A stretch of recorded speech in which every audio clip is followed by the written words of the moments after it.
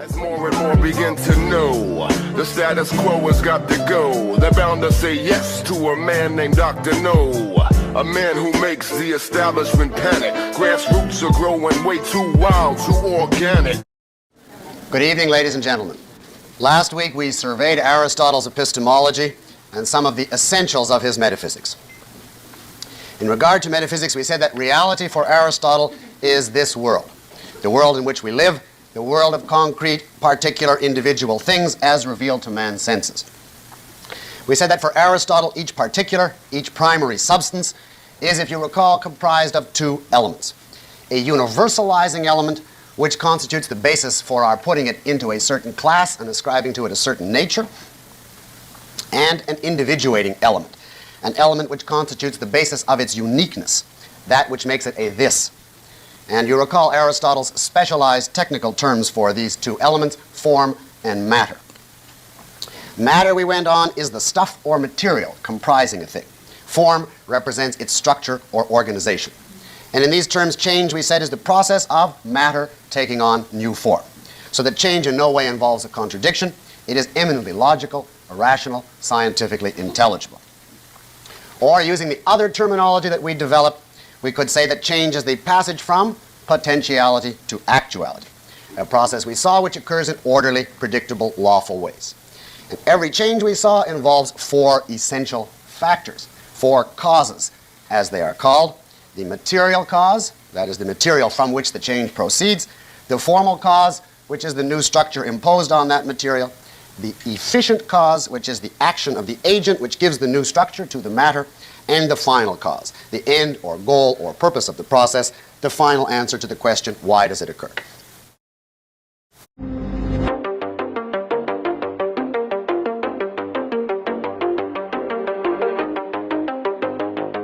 So U.S. officials told the Washington Post on Saturday that the Biden administration is planning for a sustained military campaign against the Houthis in Yemen. And they're planning this even as there's been all these airstrikes, missile strikes against the Houthis in Yemen. Over the weekend, they bombed Yemen 2 more times, so they've launched these strikes 7 times since Friday, January 12th, and this has done nothing to deter the Houthis. It's only dramatically escalated the situation, and they're planning to do more and more. So these officials who spoke with the Washington Post could not put any timeline on how long the conflict will last. They said that they don't expect it to last for years, that this is what they told the Washington Post. Oh, we don't think it's going to last years like those wars in Iraq, Syria, and Afghanistan. But, I mean, what kind of estimate is that? And they also acknowledged that they cannot identify an end date or provide an estimate for when the Yemenis' military capability will be adequately diminished. Some U.S. officials are worried that the plans for an open-ended conflict against the Houthis will shatter the fragile truce between warring factions in Yemen, which includes a U.S.-backed, the Saudi-UAE coalition that fought a war against the Houthis from 2015 until 2022 when they reached a ceasefire in April of 2022. Now, there has still been some fighting on the ground, but the big thing with that ceasefire is that there's been no Saudi airstrikes in Yemen and no Houthi attacks inside Saudi Arabia or inside the UAE. And I saw some reports of Saudi shelling in North Yemen over the weekend. That is something I know that has happened during the ceasefire, is some limited fighting on the ground and some shelling in the north across the border. I haven't seen any indication yet that that means that the Saudis are restarting their war against the Houthis, but we'll see. So far, it seems like they're distancing themselves from what the U.S. is doing. Articles from Kyle Anzalone at the Libertarian Institute. As the White House has started an open-ended and unauthorized war in Yemen, some members of Congress are pushing for legislation that would provide funding to replace the munitions dropped on the Middle East's poorest nation. So Politico reports that lawmakers, members of Congress, lobbyists, and the Navy are angling to use a multi-billion-dollar national security supplemental to replenish the military's inventory of munitions.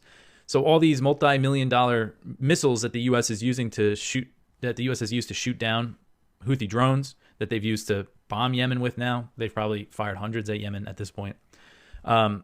They cost a lot of money, and now they're saying, let's spend more money, on this war.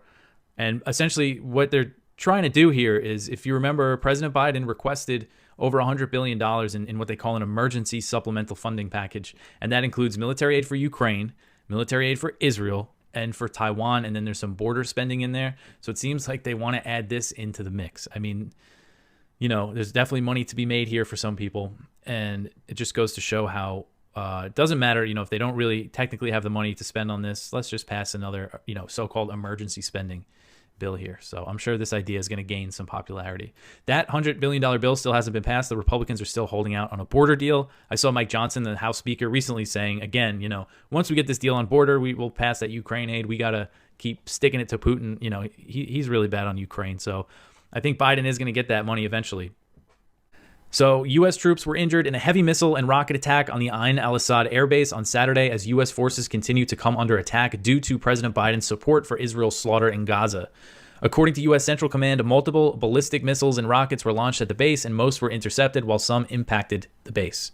CENTCOM said that a number of U.S. personnel were being examined for traumatic brain injuries, and one Iraqi soldier was wounded in the attack. So they're not saying exactly how many U.S. troops were wounded or injured in this thing, but this is, dozens of American soldiers have been injured, basically for Israel. That's why these attacks on the U.S. bases in Iraq and Syria started in mid-October over Biden's support for what Israel's doing in Gaza. And they're basically just sitting ducks at these bases. It's only a matter of time before an American is killed in one of these attacks. And they portray these deployments, they're sending I believe the New Jersey National Guard for deployment over there, and they portray it as a fight against ISIS, but really they're going over there to potentially die for Israel. CENTCOM blamed this attack on Iranian-backed militias, which refers to the Shia militias in Iraq and Syria. According to Al-Mayadeen, the Islamic resistance in Iraq took credit for the attack. According to the Pentagon, U.S. bases in Iraq and Syria have come under attack 140 times since mid-October. The U.S. has launched several rounds of airstrikes in both countries in response, including a drone strike in Baghdad that killed a deputy commander of the Popular Mobilization Forces, a coalition of Iraqi militias that's part of the Iraqi security forces. So we know that the Iraqi government of Prime Minister Shia al-Sudani is saying that they want the U.S. to leave. They want the international coalition to leave. The U.S. doesn't look interested in leaving, and they do have ways to really hurt the Iraqi economy. Basically, they're holding the country hostage. So at least 27 people were killed in a Ukrainian attack on a market on the outskirts of the city of Donetsk in the Russian-controlled portion of the Donetsk Oblast, according to local officials. So that's in the eastern Donbass region. So Denis Pushilin, who's the head of the Donetsk People's Republic, which is the breakaway state that was formed in 2014 in response to the U.S.-backed coup in Kiev, he said 27 civilians were killed in this attack. And they said Ukrainian forces used 152 millimeter and 155 millimeter artillery shells, both types of shells the U.S. has given to Ukraine. I checked the Pentagon's numbers that they put out. They've given Ukraine over 2 million of the 155 millimeter rounds and over 200,000 of the 152 millimeter shells. So there's a good chance that these were U.S. provided weapons in this market attack. The UN strongly condemned the attack. Russia, of course, did as well and said that Western weapons were used, and it said it confirms the West's direct involvement in the conflict. So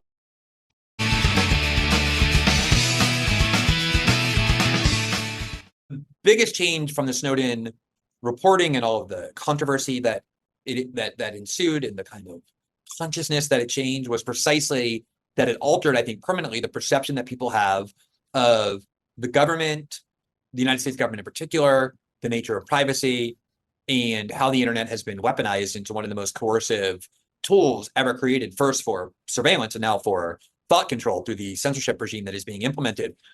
And as a result of that, it has done things like, for a while, there was a lot of real consumer pressure on big tech companies to prove that they were acting to protect the privacy of their users. And it did things like lead to end-to-end encryption, where you don't, back then in 2013, you had to actually opt to use encryption. It was very difficult and complex to figure out.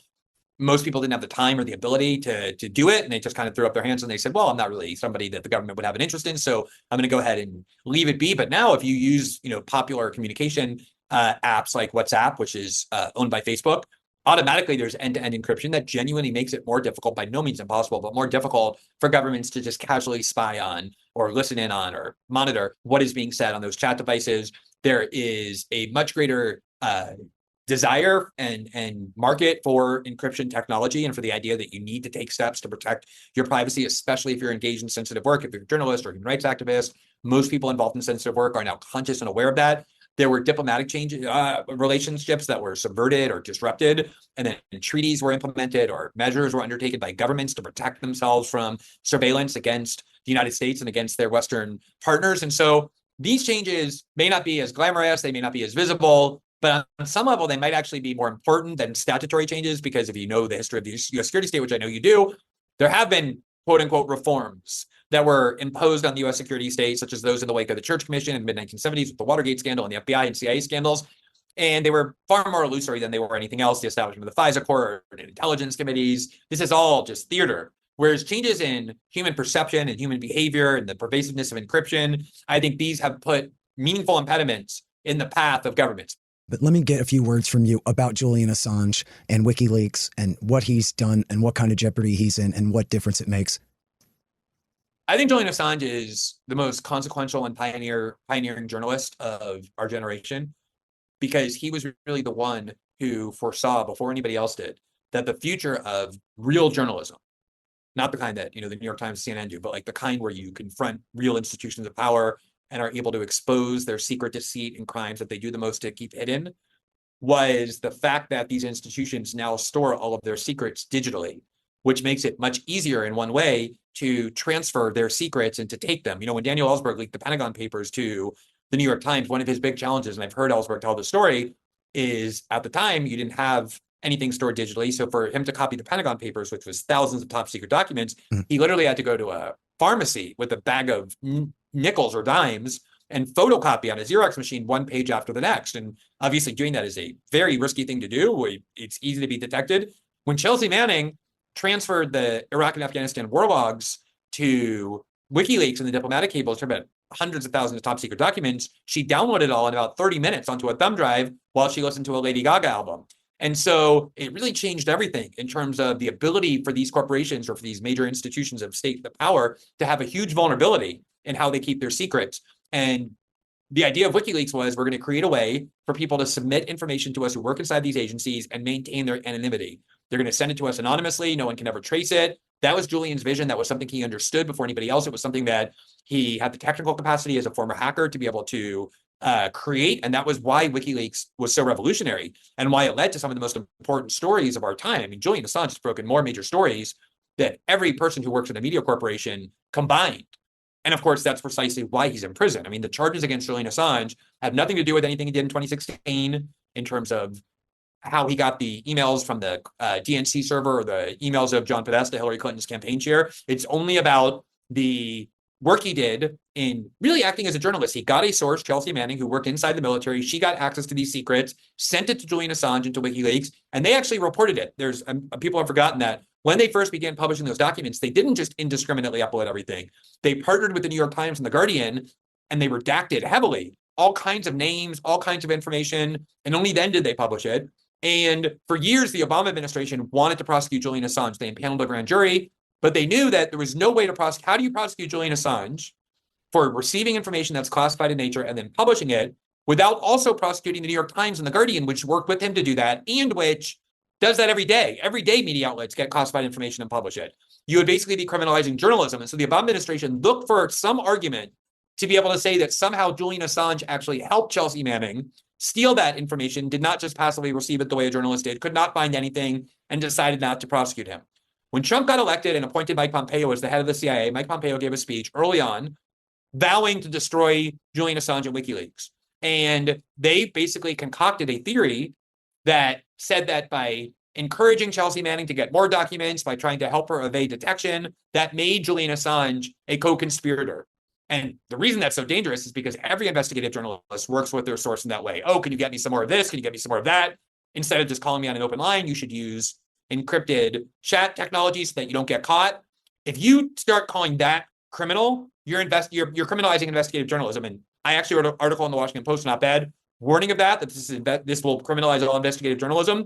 2 months later, I got my own source in Brazil who provided me with that big archive I talked about that, kind of became the biggest story in Brazil for about 2 years.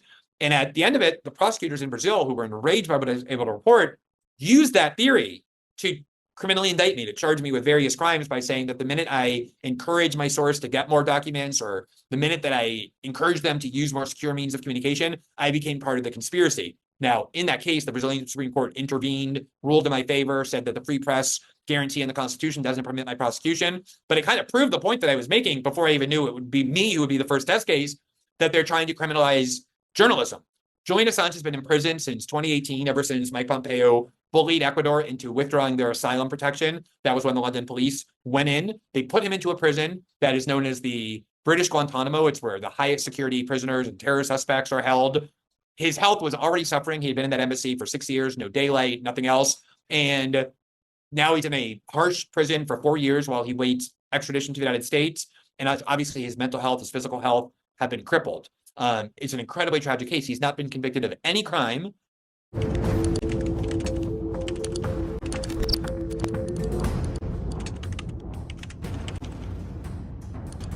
I've got a status report, some updates and news from the 10th Amendment and nullification movement. Some important legislation has already moved forward in places like New Hampshire, even Wisconsin, and in Missouri. Plus, I'm going to point you to a bunch of bills up for consideration defending the Second Amendment from constant federal attacks, rejecting financial surveillance in support of sound money, and much more. But first, a quick reminder of the strategy that we use on how to stop the feds without waiting for the federal government to magically do something that it absolutely never does, which is limit its own power.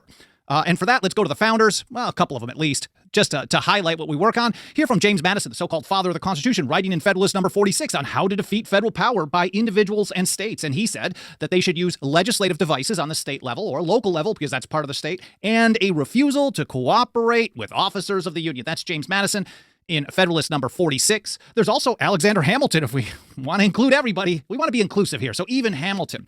Here he is in Federalist number 33, discussing the limits of power delegated to the federal government in the Constitution, and of course rejecting the notion that the Supremacy Clause would authorize unlimited federal power. He said, acts of the large society which are not pursuant to its constitutional powers will be merely acts of usurpation and will deserve to be treated as such. An act of usurpation is not law. An act of usurpation is actually a theft of power from the sovereign or final authority, the people of the several states. And so if they're stealing power, you don't just abide by it and beg the thief to just give it back. You reject it or you push back in various ways. Now, then there's also the Defend the Guard Act. If we're talking about the largest government, largest empire in history, what can you do against the empire? Well, maybe stop participating just like they did back in, against Madison's War in 1812. I'll get to that in a moment, maybe if I have time. Here from New Hampshire. They passed the Defend the Guard Act, House Bill 229, out of the State House by a vote of 187 to 182. It is the second legislative chamber to do so in modern times, following the Arizona Senate just last year. And here from an overview of the bill, titled the Defend the Guard Act, the legislation would prohibit the governor from releasing any unit or member of the New Hampshire National Guard into active duty combat, so specifically into fighting a war, unless one of these specific constitutional requirements is met. One, the Congress has passed, this is from the legislation itself, Congress has passed an official declaration of war or has taken an official action pursuant to Article 1, Section 8, Clause 15 of the Constitution to explicitly call forth the Guard to do what the Constitution says they can do. So in other words, something that they actually haven't done properly since World War II. They're going to say, we're not going to participate should this pass into law. Let's talk about the Second Amendment and our natural right of self-defense, the right to keep and bear arms. In West Virginia, House Bill 4577, the Second Amendment Preservation Act, would ban any person, including any public officer or employee of the state and its political subdivisions, from enforcing any past, present, or future federal acts, laws, executive orders, administrative orders, court orders, rules, or regulations that infringe on the right to keep and bear arms. To me, that's all of them. Maybe West Virginia will read that far more narrowly than I would read it, because, of course, my view is that the number of federal gun control measures that are authorized by the Constitution are zero. The ATF, the only thing it's authorized to do is disband. But that's another episode. The passage from Mike Meharry, he writes, the passage of this bill, which is similar to a law that's on the books in Missouri that has had some pretty big impact already. It is going through the federal court system process, and I believe there's a hearing on that in the beginning of February. I think Missouri's going to win that case, but even if they don't, we know how they ruled on this one, so it'd be pretty easy to make some modifications to get it through anyways. I'm fascinated that West Virginia seems to be, at least this representative or delegate, Charles Horst, seems to be so confident in the court case in Missouri winning on the Missouri side that they're going with almost the same legislation, because if they do win, then it's going to be a green light for every state to do this, rather than having to modify and play the little legal game that they try to do to slow us down.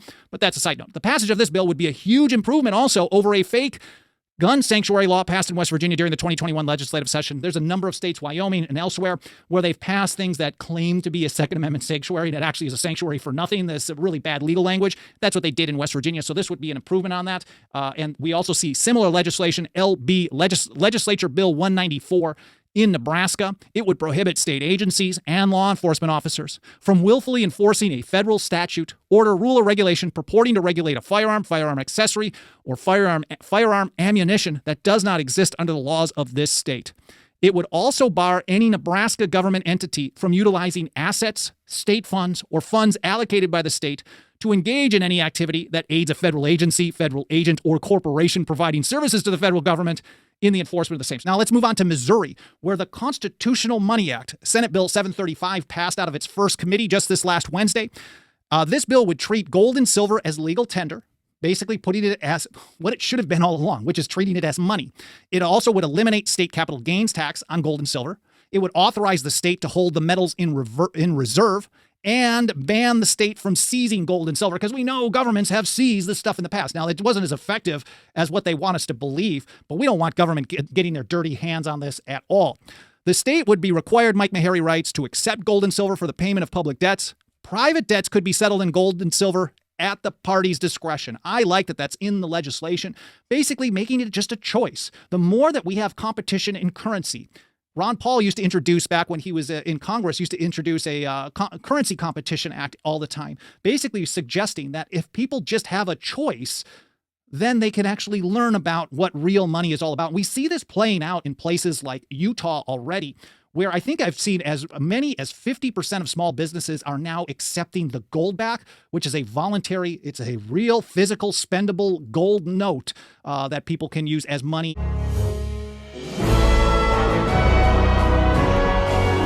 U.S. prepares for open-ended war against the Houthis in Yemen. Open-ended, that's same old stuff. You know, everything we've done, it looks like it's been open-ended, especially since World War II. Yeah. And unfortunately, we even got involved in some wars when we were declaring wars that didn't justify a whole lot of agony that we went through. If you look at the agony we went through in World War I and World War II, where we were participating in the rearrangement of the world, and also rearrangement of property lines that we're living with today and still fussing with. World War I did that. World War II has done that. So allowing the people locally to decide what kind of government they want is not part of the system that we're aware of, other than in theory, because people always are arguing for power and control and money, and they seem to win out until we go broke, and then everything is up for grabs. So we're moving right now to that period where we're broke and things are up for grabs. But in the meantime, we have to deal with the details of war, and this is what David DeCamp is so excellent in. And one paragraph here he has, some U.S. officials are worried that plans for an open-ended conflict with the Houthis will shatter the fragile truce between warring factions in Yemen, which includes a U.S.-backed, Saudi Arabia-led coalition. So far, Riyadh has urged restraint and distance itself from the U.S. anti-Houthi. Well, I guess they didn't get my message. Yeah. They want us to fight their wars. And that's, unfortunately, we've been anxious to fight the wars because our goals have always been empires, and now it becomes questionable because of our ability, our talents on our policies, as well as who's paying the bills. So things are in a change, and hopefully we can contribute to a more positive change than we have today. You said that we are not at war with the Houthis, but if you know, this tit-for-tat bombing, we bombed them 5 times now, so if this isn't war, can you just explain that a little bit more to us? If this isn't war, what is war? Sure, Laura. Sure. Great question. Just wasn't expecting it phrased exactly that way. Look, we do not seek war. We are not at war with the Houthis. In terms of a definition, I think that would be more of a clear declaration from the United States. But again, what we are doing and the actions that we are taking are defensive in nature. Okay, good stuff. We don't seek war. You are bombing them. You are literally bombing them. That would be like if you went up to someone and punched him in the face for no reason and said, well, I'm not seeking a fight with you. So then why are you punching me? What would it be like without somebody to clarify things for us? This really helps it. But did somebody write one time and say that we'll end up with perpetual war for perpetual peace? Yeah. And this is baloney that they have. You know, and it's perpetual for sure. Yeah, well, she let something slip, though. She said, well, we're not at war because we don't have a declaration of war. It's interesting that she recognized that that's important, yet nevertheless they feel that they have the right. It's self-defense, however many thousands of miles away. The people in Yemen they're about to invade us. You know, that reminds me of when I had that little debate and made them vote on going to the war in Iraq, and one of the members got up and said, oh, this is important that it's not a declared war because it alters a lot of things. it sets up a new set of rules regarding insurance and different things like that. Yeah, that was interesting. That was. Now here it's getting even worse, Dr. Paul, and I hate to keep doing this, but let's look at this next clip because here's why Biden is doing this. There's no more audio. It's just from the article. The officials said Biden believed the United States had to act as what they describe the world's indispensable nation. So that's the reason why he is attacking and escalating in Yemen. Not because it's in our interest, it's our vital national interest, it's because we are the world's indispensable nation. And if you go to the next one, this is the last one I just want to say about this from the article. U.S. officials are also concerned that attacking the Houthis has thrust the U.S. into a conflict with little exit strategy and limited support from key allies. And this is where you point out, notably, America's most powerful Gulf partners have withheld their backing. Now, I can report that just before we went live today, it looks like the Saudis have launched an artillery strike across the border into Yemen.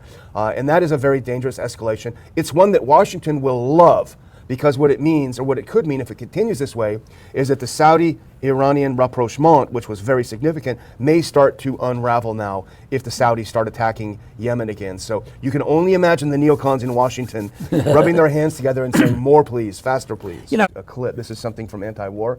We owe him some royalties for today, but U.S. intelligence says Israel is nowhere close to its goal of eliminating Hamas. Now, any expert that we were reading beforehand could have told us that, but the subtitle, a member of Israel's war cabinet suggested the idea of an absolute defeat of Hamas is unrealistic. So the goals that they had going into this were completely unrealistic, and they're nowhere near them. The fact that the U.S. intelligence community is leaking out this information, it's not to inform people like us, Dr. Paul, it's to send a signal to the Israelis.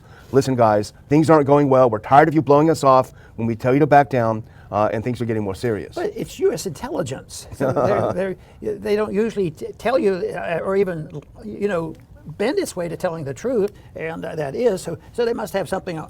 It's not going to hurt their fundraising. Yeah, we're having a tough time, but this is what we need, and that's what they keep doing all the time. Whether it was Korea or Vietnam or whatever, just add it. It's just astounding to me where I thought we had a pseudo victory, in Iraq and Afghanistan and places, and it wasn't even pseudo. It was just an outright lie. We're as active there as ever before. When you look at the military establishment of Iraq, we own Iraq. Yeah. We own Syria too, at least a portion of it, but there's a few people there contesting us for the real estate in Syria. Well, what's interesting, what's happening in Israel is you're seeing a lot of military people saying your plan is total garbage. We're not winning. We're being defeated. We're taking a lot of casualties, a lot more than people think, a lot more than it's being reported. You've got families of the people being held by Hamas furious with Netanyahu because he refuses to negotiate with Hamas to get these people released, to get a ceasefire in place.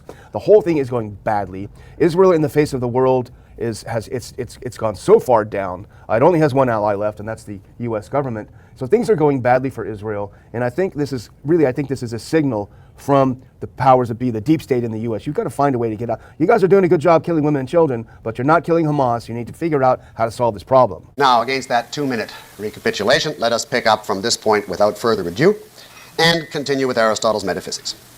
And the first question is this first four-cause analysis of change really put forward by Aristotle as universal, as applicable to all changes of every kind?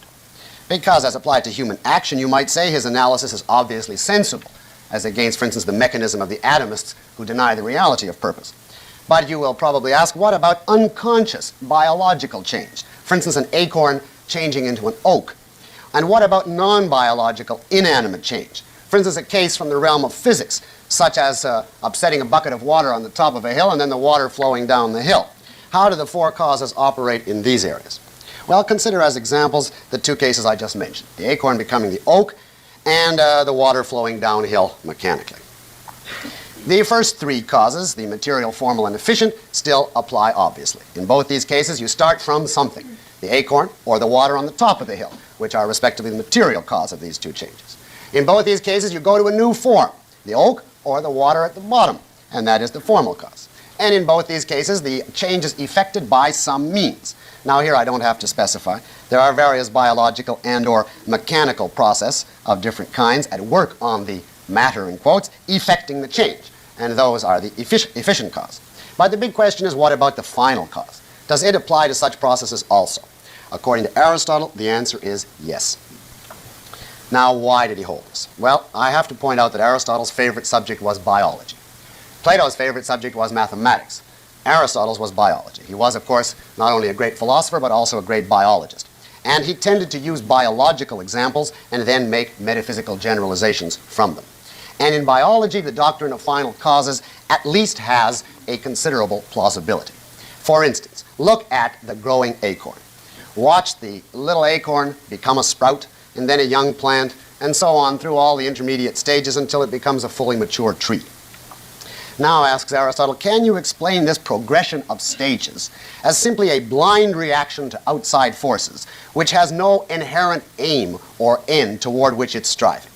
Observe a plant's actions. They are unconscious, but nevertheless, the plant turns toward the sunlight. It sends its roots out reaching for water. If you put a rock in its way within appropriate size limits, it will push against the rock to try to go around it. It seems apparent from these and countless other such facts, says Aristotle, that the plant has a goal: to live, to grow, to reach its full development, its form, its actuality.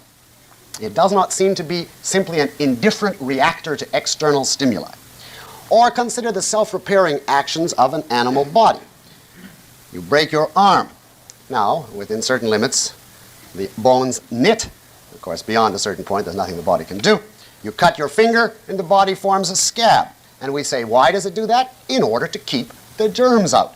That's a final cause, an end, a goal. You contract a disease, to take a modern example, and the body manufactures antibodies. And we say, why? In order to fight the disease. Look at the organs of an animal body. Each of them has a function, which is often described in terms of its end or goal. What are the lungs for? In order to take in air. What is the heart for? In order to pump blood, etc. It seemed to Aristotle obvious that the organs and the actions of living entities have ends or goals, that their structure and functioning does not seem to be just the result of an indifferent reaction to outside factors. It seemed to him obvious that living things aim at an end, a goal, that they strive for that as far as they can, and their goal is to develop, to grow, to reach their full form or actuality. And their completed form he calls their entelechy, E-N-T-E-L-E-C-H-I. That's the final completed form of a living thing, the oak tree in relation to the acorn. This goal seems to him to be the primary factor determining the actions of the living entity. Now he asks, how would you account for all this behavior except by reference to an end or goal guiding the living thing? Suppose we ask the atomists, he says, how they would account for it. They would say it's simply a blind mixing and unmixing of the atoms owing to mechanical forces. Well, Aristotle says, if we granted such a thing as a blind mechanistic mixing of atoms, that might produce a few cases of acorns becoming oaks. But why does it happen regularly? What keeps the process on the track so many times? On the theory of atomism, why isn't it the case that sometimes, by mechanistic reactions, the atoms making up an acorn are reshuffled and come out as carrots, or playing cards, or Hegel?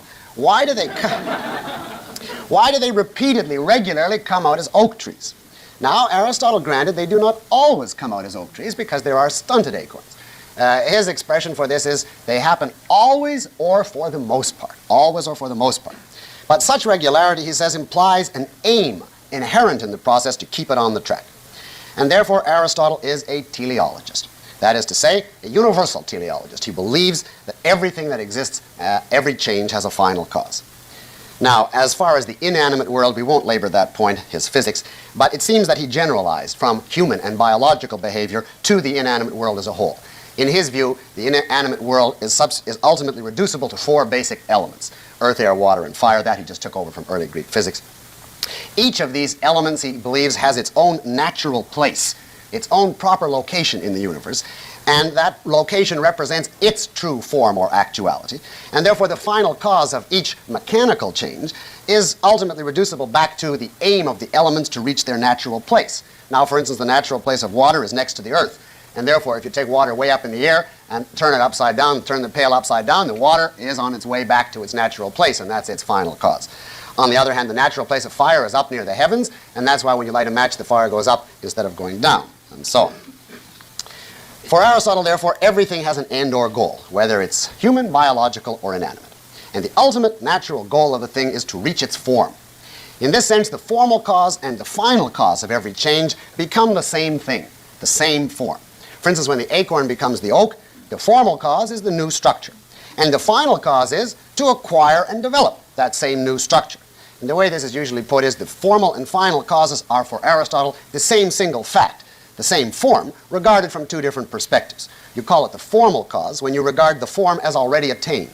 You call it the final cause when you regard the form as being aimed at but not yet attained. and this is known technically as the Aristotelian doctrine of the identity of the formal and final causes. It's simply a way of expressing his particular version of universal teleology.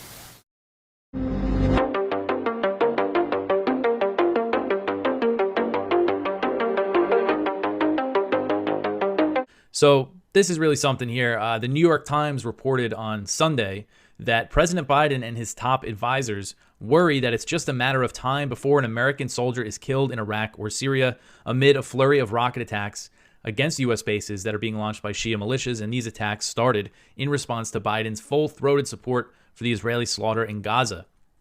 So U.S. officials suggested that if an American is killed, President Biden would attack Iran directly, which could provoke a major war, which would very, very likely provoke a huge war.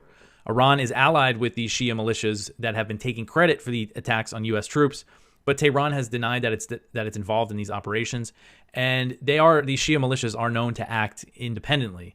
And back in October, we haven't seen them really comment on this recently, but when these attacks first started, the Pentagon said that it had no evidence Iran was directing these attacks, and a U.S. official told CNN that it was a persistent intelligence gap.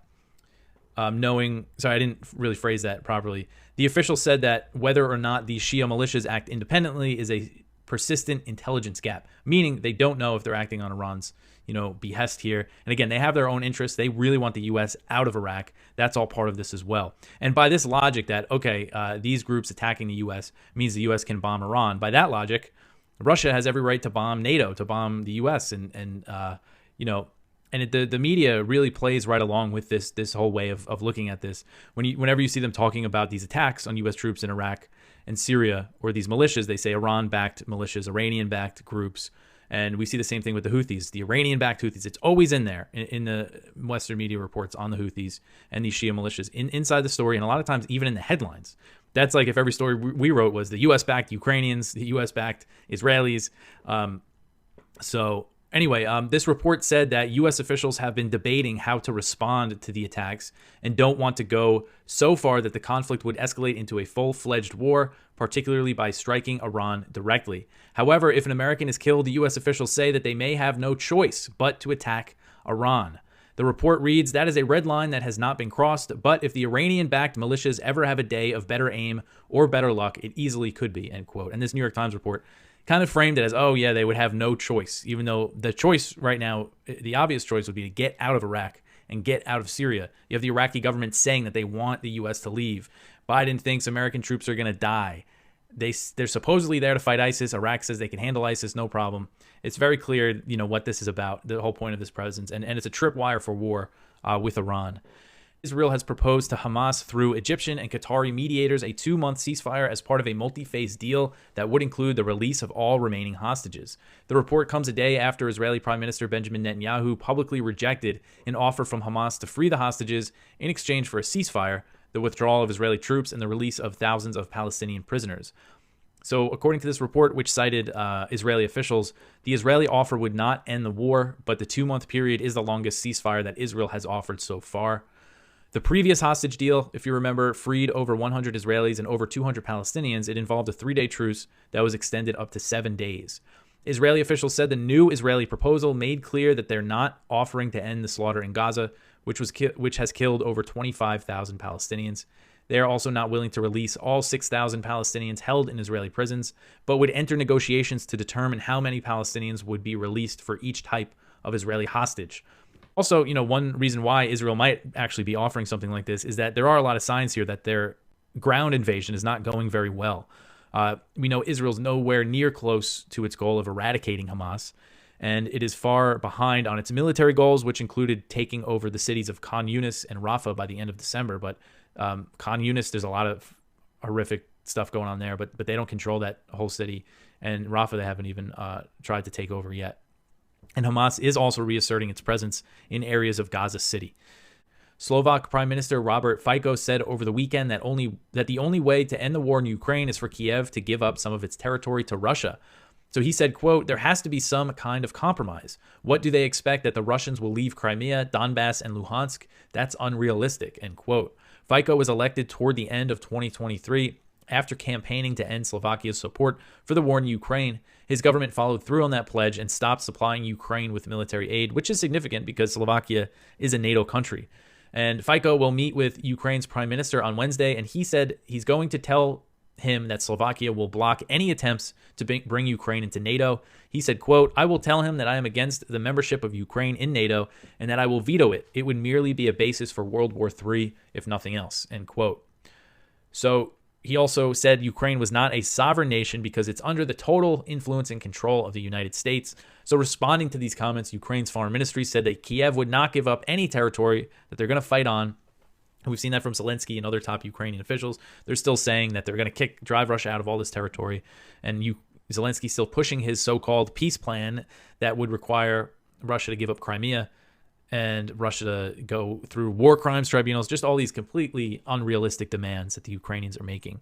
But things are, I do need to cover this more. Someone mentioned in the comments yesterday, we ran this story in the lower part of the page. I didn't think too much of it, but there was an attack on a Russian gas facility on the Baltic Sea near St. Petersburg in the Leningrad Oblast, which is really far from Ukraine. It's like something like 500 miles from the Ukrainian border. So the question is, where did they launch that attack from? An attack on the Baltic Sea.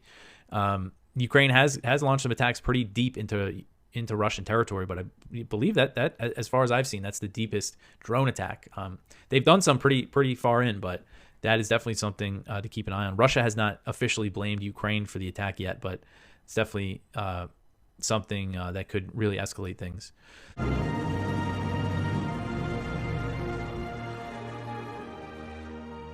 Does Israel really think it can affect the PR war and free speech here in the U.S.?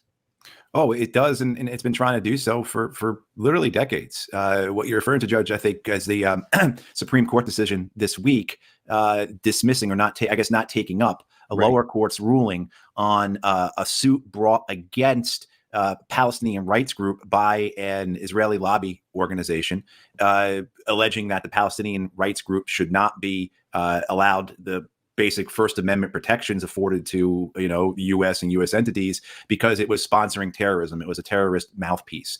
And, this has been going on since 2019, this particular lawsuit. Federal court, district court ruled against the Israeli lobby on this, said, of course, the Palestinians have the right to speak as anyone does. That was appealed. It went to federal appeals court where, again, that appeal was dismissed. And then because of the way it works, particularly if you have the money behind you, they were able to go to the Supreme Court. Supreme Court, rightly, of course, I think most people would recognize that, you cannot cancel, you cannot shut down somebody's right to free speech, regardless of how you feel about them. This is exactly what this Israeli lobby and other allies within the American political establishment, media establishment wanted to see. Supreme Court rejected this, of course. But the thing that concerned me, Judge, it was a 5-4 decision. This should have been right. This should have been like 9-0. I mean, and I don't understand. I mean, the way it was, the Supreme Court response to this didn't provide details. It didn't provide that level of information as to why the justices voted the way they did. But it's concerning because they came close to affirming this right to shut down Palestinian groups. And of course, everyone understands the danger in that, right? The slippery slope of that, where would it take then to push that on to Black Lives Matter or to an anti-tax organization or whichever group or ideology is out of favor with those who have power, particularly, again, the money and the resources to launch these types of multi-year lawsuits. Which very few people can afford to resist. That's part of it, Judge. So whether or not they were successful, what are the coffers? What are the bank accounts for these Palestinian rights groups looking like right now? Having to defend themselves for 5 years in federal courts gets very expensive. And so that's part of the strategy as well. The Israeli group, these are Americans, I guess it's AIPAC or a group like that, said that what the Palestinian group was doing with its speech was aiding terrorism. Now, that, of course, is a hot potato. But you remember in the days and weeks and months following 9/11, when the Bush administration and the Congress were going crazy, writing new laws in an effort to cover their backsides for being asleep at the switch on 9/11 and expanding the definition of aid to terrorism. Even that law, enacted in the fear and mania of the Patriot Act and all those awful things they did to human freedom right after 9/11, even that statute has an exception in it for speech and for First Amendment activities. So if somebody stands on a public street corner outside of Fox News on 6th Avenue and 47th Street and makes a statement derogatory towards the IDF and supportive of Hamas, that statement is protected. It is just speech. Even though people in Gaza may take comfort in seeing that, it is just speech.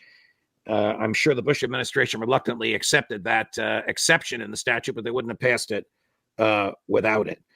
Can Israel possibly achieve both of its goals of degrading and destroying Hamas and freeing the hostages? I don't see how they can do that, Judge, without redefining what words mean. Right. Without, right. I mean, I don't see how that's possible, in the sense of eliminating the resistance, eliminating Palestinian resistance to occupation, which exists through a vessel like Hamas, whose name means Islamic resistance. As long as there is occupation, there will be resistance. So as long as the Israelis try to subjugate the Palestinians, try to make them submit, through particularly military violence, through military occupation, there will be armed resistance. I mean, that's just the way we as humans work. That's just the reality of it. And the idea of somehow getting the hostages back by destroying neighborhood after neighborhood in Gaza. I think everybody who's sane, everyone who's got an ounce of compassion wants to see those people return to their families. And the way the Israelis are going about it, by destroying everything they can in Gaza, and particularly with the fact that the only way hostages have been released was during a ceasefire, which falls in line with what history tells us about how these things work. You get people back through negotiations. You get to peace through negotiations, not through war, not through destruction, particularly in cases like this, again, when we're talking about occupation. So this idea that somehow they are going to kill their way to freeing the hostages is just nonsensical. But again, I think we have to look at, well, who's directing this policy? What are they trying to achieve? And when you're talking about Netanyahu and his cabinet, when you're talking about the national security types that run the military, the intelligence and security services of the Israeli state, you talk about the far right zealots who make up the constituency for which this Israeli government represents. Their interest is not in those 120 people and their families who are still being held hostage. Their interest is in using those people as a means to an end. And the means to that end, of course, is the continued ethnic cleansing. So as long as those people are being held hostage, and as long as you say that the way to get them back is to fight your way in and extract them, then we see the answer right there. You're listening to Part of the Problem on the Gas Digital Network. I will tell you, there were a couple things that I was encouraged by that I saw at the World Economic Forum's gathering in Davos. Number one was, much like last year, for the second year in a row, they were very consistent about what the biggest threat in the world is. Do you know what it is, Rob? Well, don't they like to preach about diseases a bunch? It was not disease. That was in the list, but it was not number one. Non-compliance with the disease authorities? Essentially, misinformation. Oh, okay. Misinformation is the biggest threat, and this was consistent throughout the whole meeting. Well, now he's attacking my good old-fashioned industry. Yeah, that's right. I've been a misinformation pedalist for 6-7 years running now. No, but basically that's exactly right. That it's us, it's libertarians, and it's misinformation. All the stuff Can I make a good, honest living in misinformation? Who are they to take that from me? When they say misinformation, what they mean is people dissenting from the narrative that we've decided is correct. People dissenting from our rightful monopoly on information and on ideas and what people are allowed to think. That's what they're saying. They're not actually having like a real argument about who spread more information, me and you or Anthony Fauci. They're not actually going like, well, who's really the most responsible for misinformation? Because if we were doing that, man, NBC and CNN and all these guys are in a lot of trouble, right? Obviously, it's a given when they say the word misinformation that they're not talking about 15 days to slow the spread as being misinformation. They're not talking about masks work as being misinformation. They're not talking about lockdowns work. They're not talking about if you get the vaccine, you can't get COVID and you can't transmit COVID, right? These are all things that were objectively misinformation, but they're not, we all know, what are they talking about? They're talking about Joe Rogan or RFK or any of the people who, the Barrington Declaration, like any of the people who went against the official, so just when I'm saying this, understand that What they're saying as the threat is not misinformation as the word is actually defined. The same way they're not saying democracy as the word is actually defined or America as the word, that's not what they mean. What they're saying is that the biggest threat is that people are allowed to challenge the propaganda. And they're right about that. But that should be kind of encouraging to us. It should be kind of encouraging to us that these guys recognize that we might win. Like, think about that. They're saying we have this real problem of misinformation. They're saying, essentially, this is a threat to our ability to enact the plans we want to enact, that people are allowed to destroy our propaganda. I think that's encouraging. I think it's encouraging that they recognize that there's a real issue with that. Now, it's a little bit troubling because you're like, shit, what are they going to do to crack down on it? But for the time being, we still have voices. We still have the ability to dissent. We have the ability to do shows like this one and many other shows where people are just like destroying the propaganda. And that's encouraging. They know that if enough people wake up, they are screwed. And so that's what we just got to keep doing. And we got to keep doing the thing that they see as the biggest threat. So you're goddamn right. You're goddamn right. Us libertarians and misinformation spreaders are here to make sure that our kids do not grow up in the world that you have envisioned for them. Because it really is, dude, like the world that they have envisioned is a goddamn nightmare. They want to turn the world into North Korea. They want everyone to be living in a system where they're constantly monitored. They do not have the right to own anything. They will eat bugs because it's better for your carbon footprint than having a burger. You won't be able to drive a car that's that runs off oil. You won't be able to have the wrong type of stove. This is not me projecting what I think they believe. They will tell you this in their own words. This is what they want. And they see what we're doing as a threat to them. So that tells me we're doing the right thing. Let's keep spreading this misinformation. But at least there was one guy willing to go over there and tell them to go f themselves. Ooh, that was the other thing that was great. A great speech. It was just wonderful. That populism could easily be connected to libertarianism, and it could win. And I've been saying this for years that that's the only libertarian path forward is libertarian populism. You have to basically let the people know that you're being screwed, and you're being screwed by these people. And so the answer is to strip these people of their power, and their power is known as government. So that right. And Javier Milei essentially did that. He did that in a country, and became the president. Anyway, that's pretty incredible. And it's so, I don't know, there was something about it that just stood out where you're just the pictures we were just showing and the stuff and whatever images that are conjured up in your head when you think about the World Economic Forum is just such a departure from your regularly scheduled program. You know what I mean? It's just all this nonsense and all this stuff where everyone's just sticking to the script and saying the exact same thing about what the Great Reset and the New World Order is going to look like. And then there's just this one guy gets up there and is like, how about you're all a bunch of commies? We shouldn't do none of this stuff.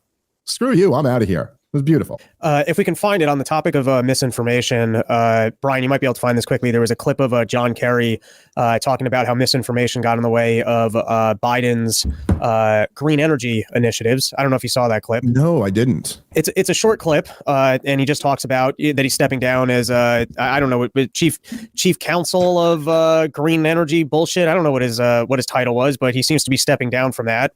And it's just a short clip where he talks about how I think states delayed permits off of misinformation, and that's why a lot of the windmill projects didn't work. And I encourage people. I did a long run your mouth on with As the Meter Turns, who actually knows the electrical grid very well, and we got into all the dynamics about why the green energy stuff doesn't work. But one of the aspects of it, which was interesting, was they made all this money available to go build more windmills. But that doesn't increase. That's increasing the demand for windmills. It doesn't increase the amount of parts the giant windmill makers can actually make. Interesting. And so, of course, their math was all wrong. Your daily dose of liberty education starts here. The Tom Woods Show.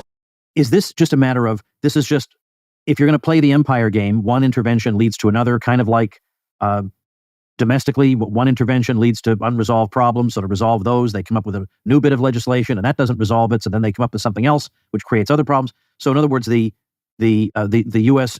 Israeli support now yields this problem in the Red Sea that they'd have to go fix, and it just either you go back to the root and you just knock it off, or you're just going to have endless problems. Yeah, that's the deal.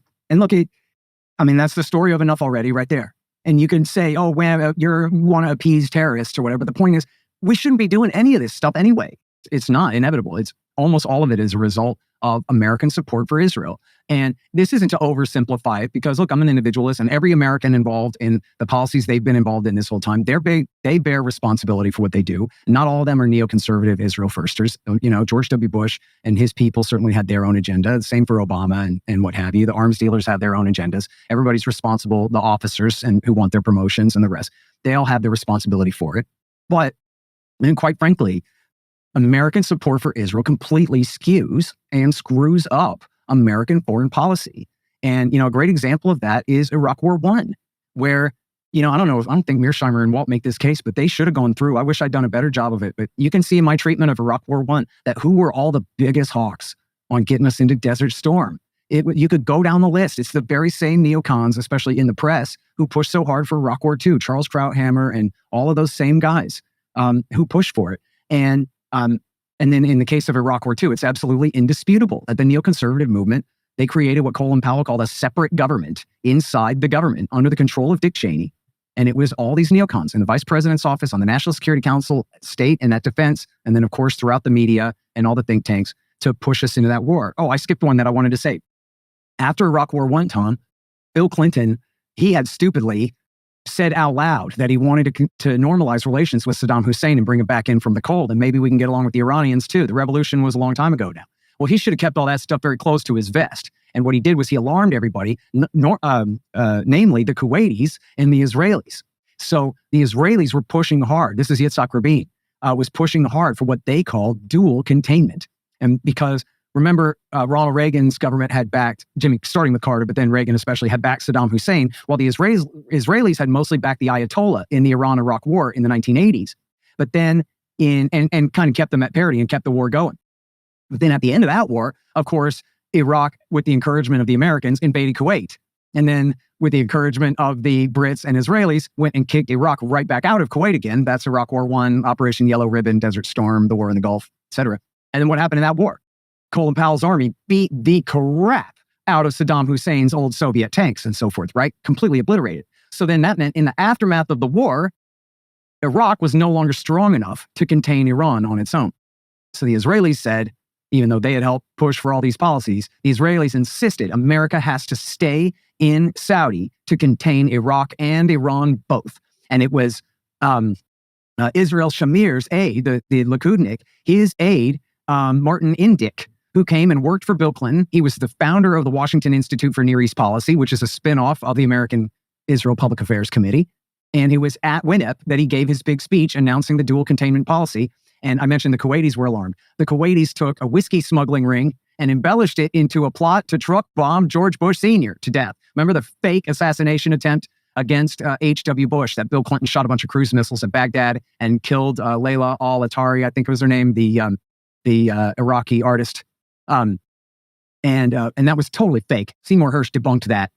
In fact, if you just search my Twitter, I posted screenshots of the entire archive of the old New Yorker article where Seymour Hersh totally debunks this fake plot against Bush Sr. But once that story broke out, that finally Bill Clinton relented and accepted Israel's dual containment policy. And then, as everybody knows, because Ron Paul done told us, and Rudy Giuliani too, it was America bombing and blockading Iraq from bases in Saudi Arabia for 10 years before 9/11. That was the proximate motivation, the primary motivation of the bin Ladenite forces turning against their former masters and even current masters and knocking down our towers on September 11th. And then, of course, as I mentioned there, with Iraq War II, as soon as the towers came down, what they do? They said, we got to go to Iraq. The Project for a New American Century immediately wrote a letter to President Bush saying, if you don't go to Iraq, we're turning on you. No war on terrorism can be complete without a regime change in Baghdad. And then full court press. And who are the neocons? They're the Israel lobby, Tom. That's who they are. They're the vanguard of the Israel lobby on the, running think tanks paid and financed by Lockheed and Northrop Grumman and General Dynamics and the rest. And so not that America wouldn't be a world empire without Israel. Not that America wouldn't be, soaking in blood from the war, somewhere or another. Anyway, if we still had Bushes and Clintons running this government, then I'm sure it would have been bad. But you can definitely see where Israel's influence on American foreign policy helps to make everything much worse. And then, yes, it is simply dominoes.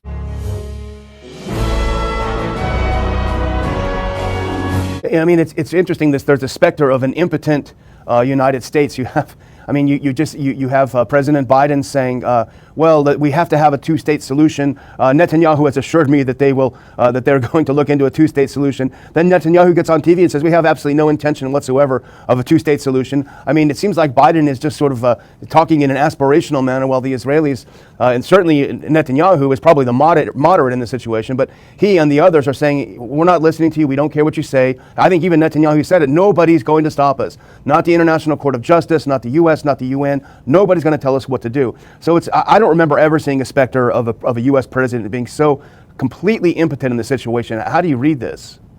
Well, I read it exactly the way you do. It's unbelievable that this is going on and playing out the way it is, because it is absolutely in the U.S. interest to end the fighting, to have a ceasefire, stop the slaughter, and to arrange for some kind of two-state solution, even if it's full of holes. I mean, it's absolutely in U.S. interest. And here, Bibi Netanyahu tells them to go to hell. And the U.S. has huge leverage over Israel. We're talking about, in one form or another, $10 billion a year that goes to a wealthy country, Israel. And all the weapon systems that Israel has, by and large, are U.S. produced or U.S.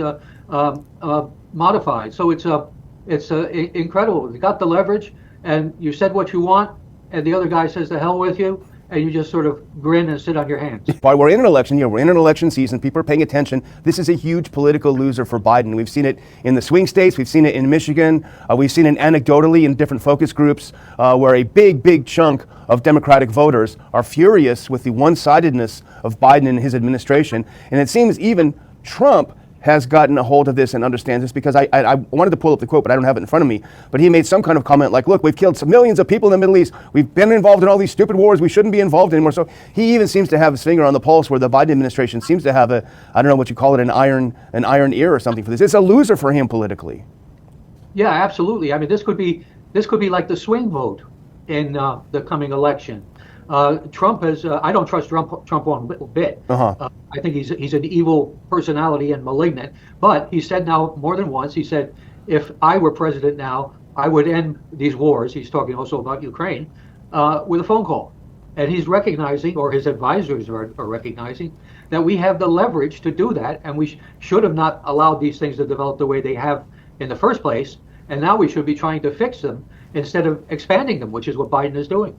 I think, I don't know how you see this, but it appears, at least to a lot of people, myself included, that they are definitely underreporting KIA and wounded in action among the Israelis. I mean, it looks like there are many more. I'm sure you've seen the videos. I saw one video, of course, of some Israelis that were injured, writhing in pain, saying, we're fighting ghosts. We're fighting ghosts. I mean, the Hamas fighters from the video of this that I've seen are just appearing out of nowhere. I saw one dig a little hole in the wall, stick his grenade launcher through it, and blow up a tank, and killing however many people. It seems like a nightmare for these troops on the Israeli side. Well, there's always the assumption made by people who follow battlefields and combat situations that for every soldier who's killed, something like 3 will be wounded, and the wounds, of course, can be anything from amputations to minor flesh wounds. But the fact is that there usually is a big discrepancy between the two numbers, and the injured number is important, because these guys and girls are the ones that are going to be going back to their homes with an arm missing. And that, of course, increases the pressure on the government to do something dramatic.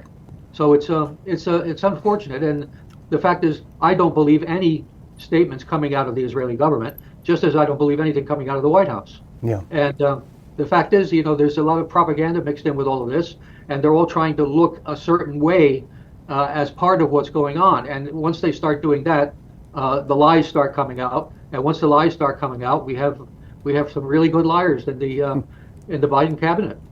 Well, this was an interesting title. I didn't think that I would see it. Growing October 7th truther groups say Hamas massacre was a false flag. 2 things that were important. First, that they felt the need to cover this so-called movement. And secondly, that it appears to be, I don't want to characterize it before you get into it, but it seems to be a bit of a red herring as a way to discredit people that are questioning the official narrative. You read the article, Phil. What do you make of it? Well, first of all, it's a typical Washington Post, which means that it's fundamentally dishonest. If you read through it and know a bit of the background to what it's talking about, you realize, first of all, that they are they're weighing the argument to support what the government is saying and what the Washington Post friends are saying, and they don't give any credibility to what anybody else is saying. I am, in fact, a truther on this issue. Since right after October 7th happened, I wrote an article for a website, and I basically said this smells bad, and I'll tell you why. I said because the Egyptians warned Israel that this was coming a week before it happened. The United States intelligence community warned Israel that it was coming, and there were certainly plenty of indications, technological indications from the heavily wired, armored border fortifications that Israel had put in place to monitor what the Hamas and the Gazans were doing. From my own point of view, the thing that was decisive is that Shin Bet, the Israeli Internal Intelligence Service, had wonderful capability to recruit Hamasans to go back and report on what was going on inside their own organizations. I say that as a former intelligence officer who was a spy. I was an intelligence collector. And that's a different viewpoint than what an analyst would give you. And what I knew was that every day there were workers coming out of Gaza, going into Israel. The number I saw was there were upwards of 15,000 of them. Wow. So this is like you walk into that situation, you start recruiting these people, you give them simple communications devices, and you tell them, look, tell me everything going on there. And it turned out, of course, that Hamas was doing all its training and everything right out in the open. So there was so much information. It seemed to me that this had to be a setup, that it was a provocation agreed to by the Israeli government to let this happen. And I would guess that they had no idea that it would be as effective as it was, but to let it happen so that they could do the cleaning operation and get rid of Gaza altogether. That's what I feel, and that's what this article is attacking. Suddenly a lot of people are coming around to this conclusion that this is very possibly just what happened, that Israel made this happen and is now exploiting it to destroy Gaza. Now there are, of course, I here interject a critical comment. There are many objections to this view of Aristotle's. Obviously, purpose is not or goal-directed behavior. He does not intend in a conscious sense in the case of unconscious entities, and yet it's very difficult to know what exactly it would mean to talk of an unconscious goal-directed action. If goal-directed action is taken at its face value, it implies an entity with the capacity to be aware of a future state and to pursue it. What exactly it would mean to pursue a future state by an entity deprived of the capacity for awareness of anything, including of the future, remains a mystery. And of course, Aristotle does not want to say that it's an unconscious striving, nor certainly that it's a conscious striving in these cases. And ultimately, it seems that he must leave the mechanism of such goal-directed behavior in such cases unintelligible, at least from the surviving writings that we have. And of course, many people have argued that you can give an alternative explanation of the apparent purposiveness of biological phenomena, an explanation which in fact denies that there is such a thing as purposive unconscious action. People say frequently, couldn't living entities be built in such a way, have such a nature, that no matter what happens to them within the appropriate limits, their necessary reaction is a pro-life course of behavior, so that it would look as though they are pursuing an end, but in fact they are simply expressing their nature. And sometimes the example of a thermostat is cited in this connection. It is so structured that whatever the force is operating upon it within certain limits, it will react in order to produce a certain temperature. Someone unfamiliar with this mechanism might say the thermostat has an end because it systematically acts to achieve a certain goal, but in fact it is simply expressing the laws of its nature without itself pursuing an end. In other words, people have argued, and you can see the plausibility in this, that you can use Aristotle's own concept that the nature or actuality of a thing determines its behavior in order to explain the biological phenomena that he refers to, and that you do not need reference to final causation to keep such phenomena on the track, simply an appropriate kind of efficient causation. Now, I want, above all, to be fair to Aristotle, so I should mention that the issue of Aristotle's teleology and how precisely to interpret it is a very controversial question. I've given you, in effect, the standard traditional interpretation, but others are possible and have some basis in the writings which have come down to us. In particular, it's possible to interpret Aristotle's teleology as in no way implying any unconscious striving or yearning for a goal on the part of non-conscious entities. Now, of course, that would raise the question, well, what then does teleology consist of, and how would you defend this interpretation of Aristotle? This, however, is a technical question entirely beyond the scope of this course. For those of you who are interested, I might mention a doctoral dissertation which is being written on this exact subject by Professor Alan Godhealth, titled Aristotle's Conception of Final Causality, and I understand it will be available in the stacks at Columbia University sometime in the spring of 1973. And I refer those interested in this subject to that work for a thorough discussion of the complex issues involved in this point.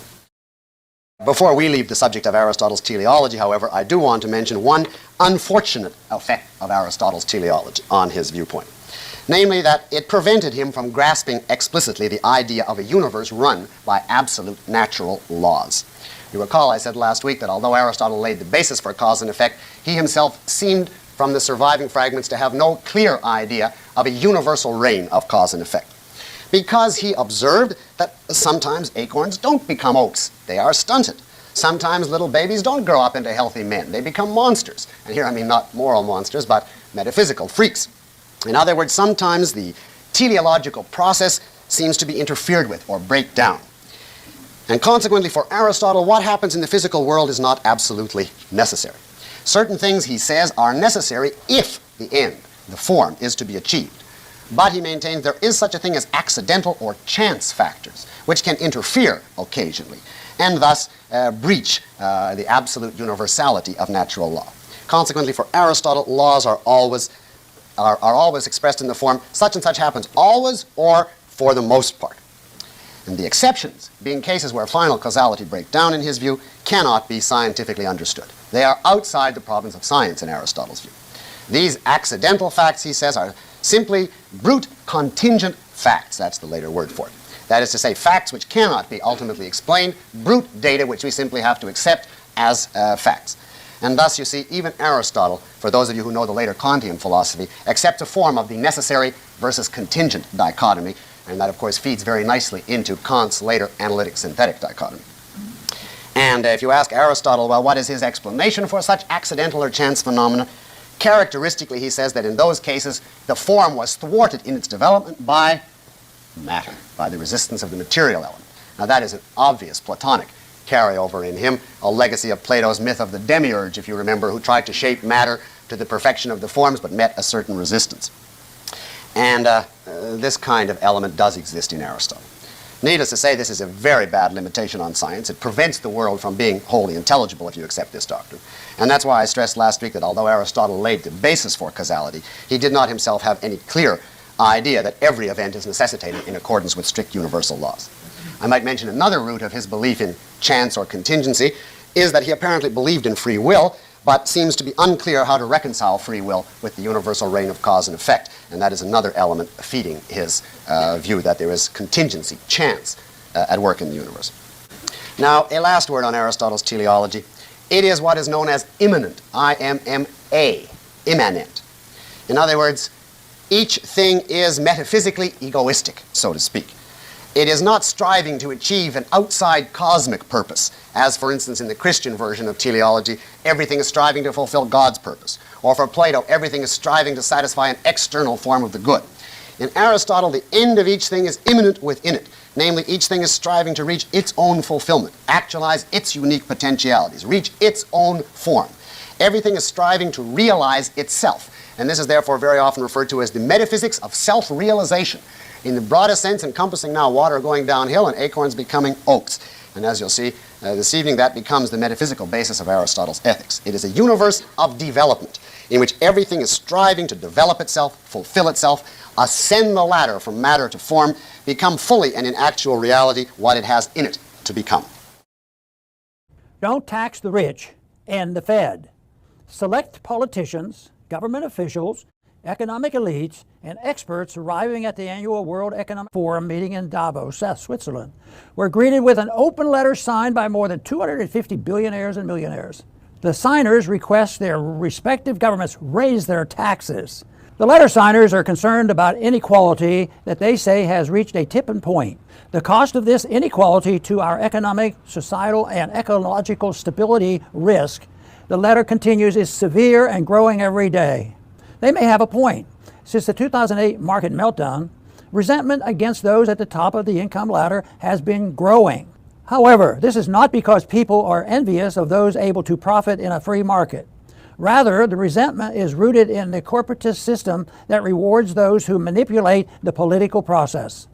If the signatories to the letter want to truly end the type of inequality that fuels populist rage, they should stop calling for tax increases and instead call for an end to government programs and policies that benefit the rich and powerful. Including are those programs like the Export-Import Bank that subsidize large corporations, health and safety regulations that cartelize markets while failing to protect consumers, and interventionist foreign policy that enriches the military-industrial complex while making the rest of us poorer and more vulnerable to terrorist attacks. The Federal Reserve is the leading cause of inequality. This is not surprising, considering it was created at the behest of bankers and rushed through Congress just before Christmas when few Americans were paying attention. Many Americans became aware of how the central bank tailors its policies to benefit the financial elites following the 2008 meltdown. Then, the U.S. government, enabled by Fed money printing, bailed out large financial institutions while average Americans suffered. The Fed had been helping big firms for many years. In the 1990s, it was common for the Federal Reserve, then under the leadership of Alan Greenspan, to pump money into the market in response to apparent crisis. This was named the Greenspan put by the financial press. The new money would help some companies and their wealthy owners while reducing most Americans' purchasing power. Middle and working class Americans suffer the brunt of inflation, which is properly defined as the central bank pumping money into the economy, thus reducing the dollar's purchasing power. In a free market, most people will be able to have a satisfactory standard of living and recognize that the super rich earn their fortunes by offering goods and services that serve the needs and wants of consumers while providing good jobs at good wages to fellow citizens. In contrast, in a mixed economy supported by fiat money system, the average person will suffer a steady erosion of his standard of living thanks to the central bank's inflationary policies, while the crony capitalist prospers. This is a recipe for social instability. Those concerned with the detrimental effects of rising resentment of income inequality should support repealing all federal programs that reward crony capitalists, including programs that masquerading as providing national defense. They should also work to audit, then end the Fed. Thanks for listening.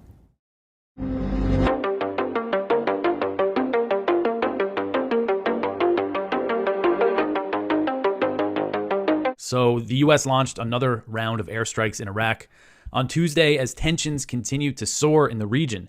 Secretary of Defense Lloyd Austin said in a statement that the strikes targeted 3 facilities used by Kateb Hezbollah and other what they called Iranian-affiliated groups, and that's referring to Iraq's Shia militias. Kateb Hezbollah is one of the main militias in Iraq.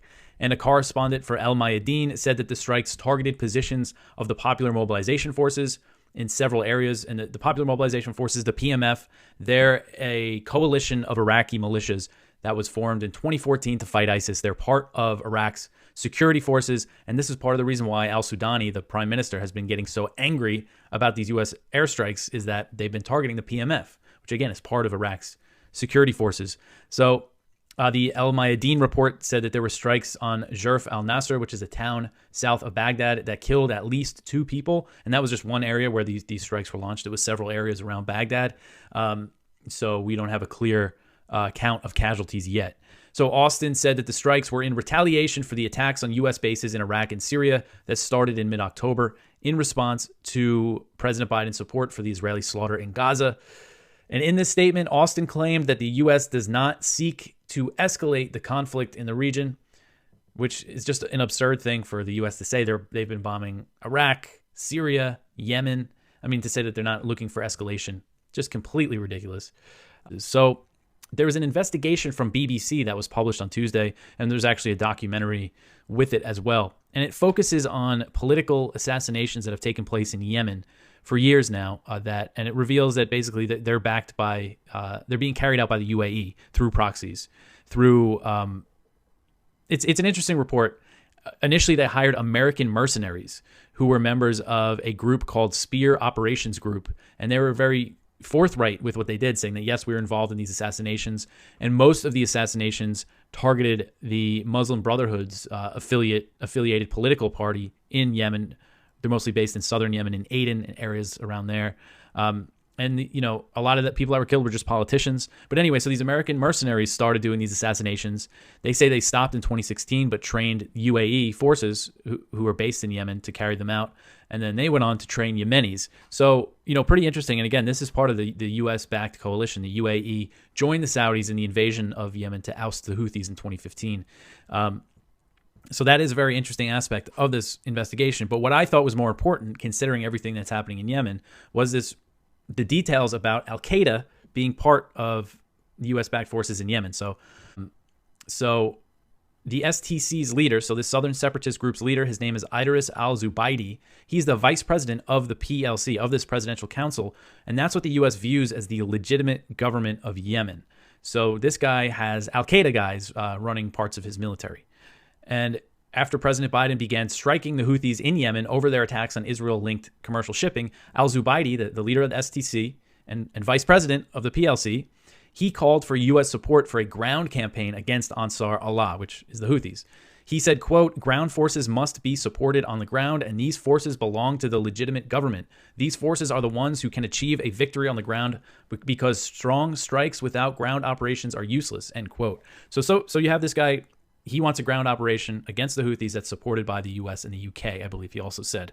And right now, there's no indication that the U.S. is looking to back a ground campaign like that, but the situation continues to escalate. The U.S. keeps bombing Yemen. They've done it 8 times now since January 12th, and U.S. officials say they're planning for an open-ended war. Here, the U.S. launches airstrikes in Somalia. That's right, Somalia. So this was these airstrikes were launched on January 21st. They were announced by U.S. Africa Command on Tuesday, and this marks the first known U.S. bombing of Somalia in 2024. So AFRICOM said in a press release that the strikes consisted of 2 separate engagements against al-Shabaab about 20 miles northeast of Kismayo, which is a port in southern Somalia. The command said the strikes were launched at the request of the U.S.-backed Mogadishu-based government. The command said that its initial assessment found 3 al-Shabaab fighters were killed and claimed that no civilians were harmed. But we always got to point out that AFRICOM specifically is notorious for undercounting civilian casualties, for hiding civilian casualties, and U.S. military operations in Somalia are shrouded in secrecy. So the last U.S. airstrikes in Somalia that were reported on AFRICOM took place on December 20th. There was 2 in December, and it was a few months before that they launched strikes in Somalia. And the reason why I say this is the first known U.S. bombing of this year is because the CIA could be conducting drone strikes in Somalia that we don't know about, or JSOC, you know, more secretive military operations. But this is what we know, and you know, it just goes to show, no matter what's going on, this war in Yemen, this war in Somalia just continues. I mean, this has been going on for, since George W. Bush at some level. Here's Gerald Salenti with today's trends in the news. So anyway, the clown spewing out the misinformation threat is that European Commission President Ursula von der Leyen, piece of shit. How about that? She declared that misinformation and disinformation represents the greatest threat to the world, more than war and economic downturns. You ready? She begins by saying at Davos, goes on to say, "Dear Klaus, your annual global risk report makes for a stunning and sobering read." His fucking global risk report? You see what this fucking freak looks like? Klaus Schwab. Klaus Slob. Slobby bullshit with your arrogant fucking attitude. For the global business community, the top concern for the next 2 years is not conflict or climate. It is disinformation and misinformation. Yep. She called, you ready? For a collaboration between governments and corporations to fight against, quote, industrial scale disinformation. Okay. So the merger between governments and corporations to join together to do this, you'll love this. It's fascism, Van der Leyen. Oh, you're a German, I forgot. Oh, you love all the wars too. You support them. Fascism. Oh, according to a guy I don't like, not Mussolini. Yeah, he's Italian. Good and bad comes in all of them. Fascism is the merger of state and corporate powers. And that's all it is. You better get that jab. You better get that jab. No jab, no job. Stand 6 feet apart. And don't forget, when you jerk off, sanitize your hands. Don't forget, wear this mask. Because it says right on the box, these masks do not eliminate exposure to the risk of any disease or infection. Oh, yeah, but they're good for COVID. All right? Misinformation, that's all we're getting is fucking propaganda. And we don't give it to you. We give you the truth and trends. So subscribe, spread the word, because it keeps getting worse. Also at Davos was this woman who's running now the editor-in-chief of the Wall Street Journal. Yep. We own the news media. The Wall Street Journal's editor-in-chief, Emma Tucker, who they brought in from the UK, the FUCK. Yeah. She goes on to say, the Wall Street Journal's editor-in-chief, Emma Tucker, reminisced about a better time when public unquestionably believed anything the mainstream media told them. She said at the World Economic Forum this past Friday, quote, if you go back not too long ago, we own the news.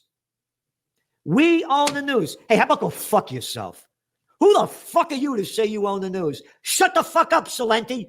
Be an obedient little boy like the rest of the people out there. You're a fighter and they hate fighters. They own the news. Davos' greatest threat is misinformation and disinformation. You must swallow their shit. We own the news. Oh, yeah. You're the fucking, oh, I forgot. The toilet paper record, the New York slime. That's Saddam Hussein. He's getting them aluminum tubes. Yeah, to build them weapons of mass destruction. Total fucking lie. We own what we tell you. And that's why you get the Trends Journal, because we're giving you what nobody in the world is. So going back to Lagarde, along with Jerome Powell, the U.S. Fed head, there's no inflation, Salenti. Your Trends Journal, you don't know what you're talking about. It's only temporary. It's only transitory. And in the woke world, it's transgendatory. Oh, show you the bullshit coming out about misinformation and about how they own the news. By the way, 5 or 6 corporations own well over 90% of America's media. Yeah. It's a crime syndicate. And Newsweek, January 22nd, yesterday, Russian state TV predicts World War III. Well, blow me away. That's one of our top trends for 2024. Oh, and we said World War III began when? COVID war, Ukraine war, World War. Back in February 22nd, 2022. A top Kremlin propagandist predicted that World War III will break out in the Middle East. Son of a bitch. A propagandist.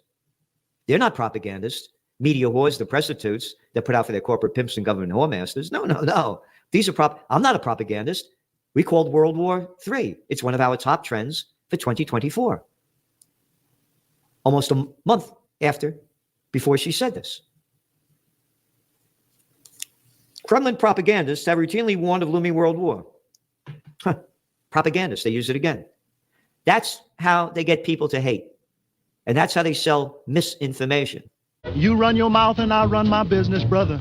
You tell everybody I'm busted. You talk so much you got me disgusted. But you run your mouth and I run my business, brother. Did you guys see this news story down in Texas? They had barbed wire up. You can't be building walls. Oh, here. We can show everyone. Look, I got the story for you guys. There we go. So you've got down in Texas, you can't quite build a wall. You can't put these items, the courses, so that making sure that if the people get into the country, they're actually great acrobats. You can't do any of these things. You can't do any of the preventative measures. You got to let as many people in as possible for the duration of the Biden administration. That's the way that they're running this thing. You got to let all the people in. That's the way it's working. And for some reason, the Supreme Court has decided that Texas, after having put up all this border fencing and barbed wire, they got to actually pull the barbed wire down.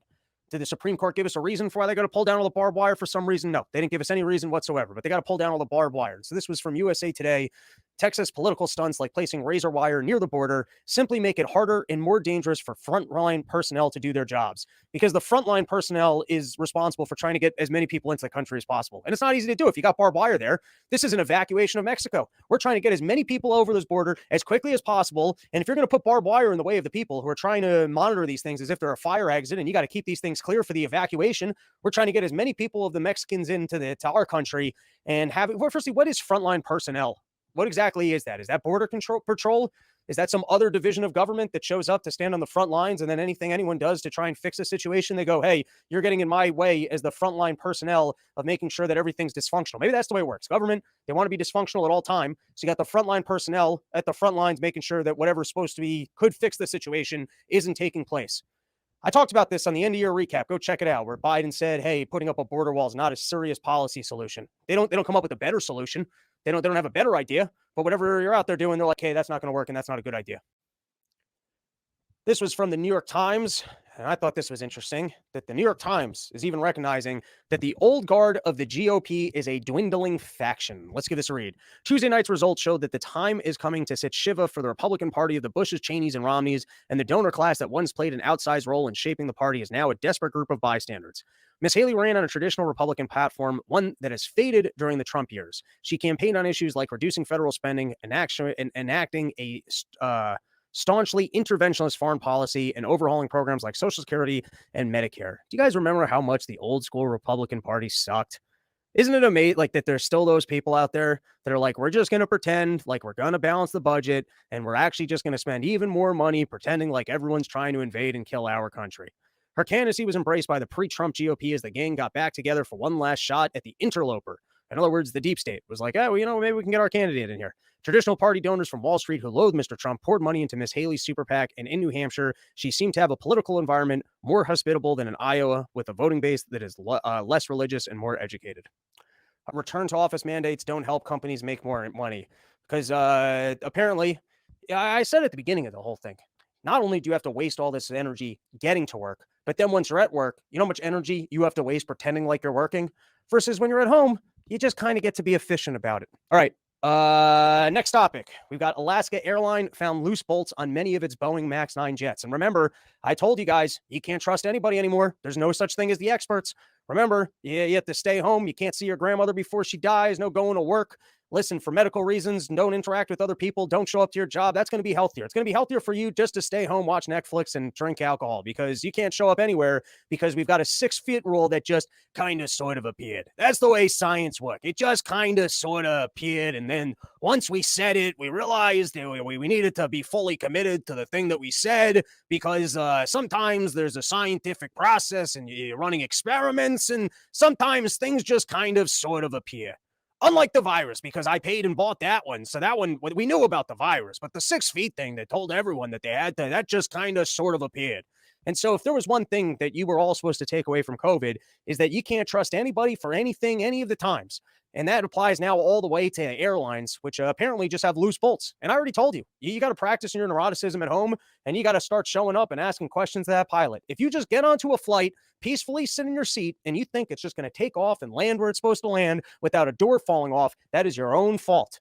It wasn't just one door that fell off. Apparently, they forgot all sorts of bolts on these things. Even I, a person with zero understanding of anything technical. You guys see the issues we have on this show where sometimes I discover, oh, you got to plug in that cord. You got to check this down. But even I understand bolts. Even I understand, hey, there was supposed to be a screw there and that wing can fall off.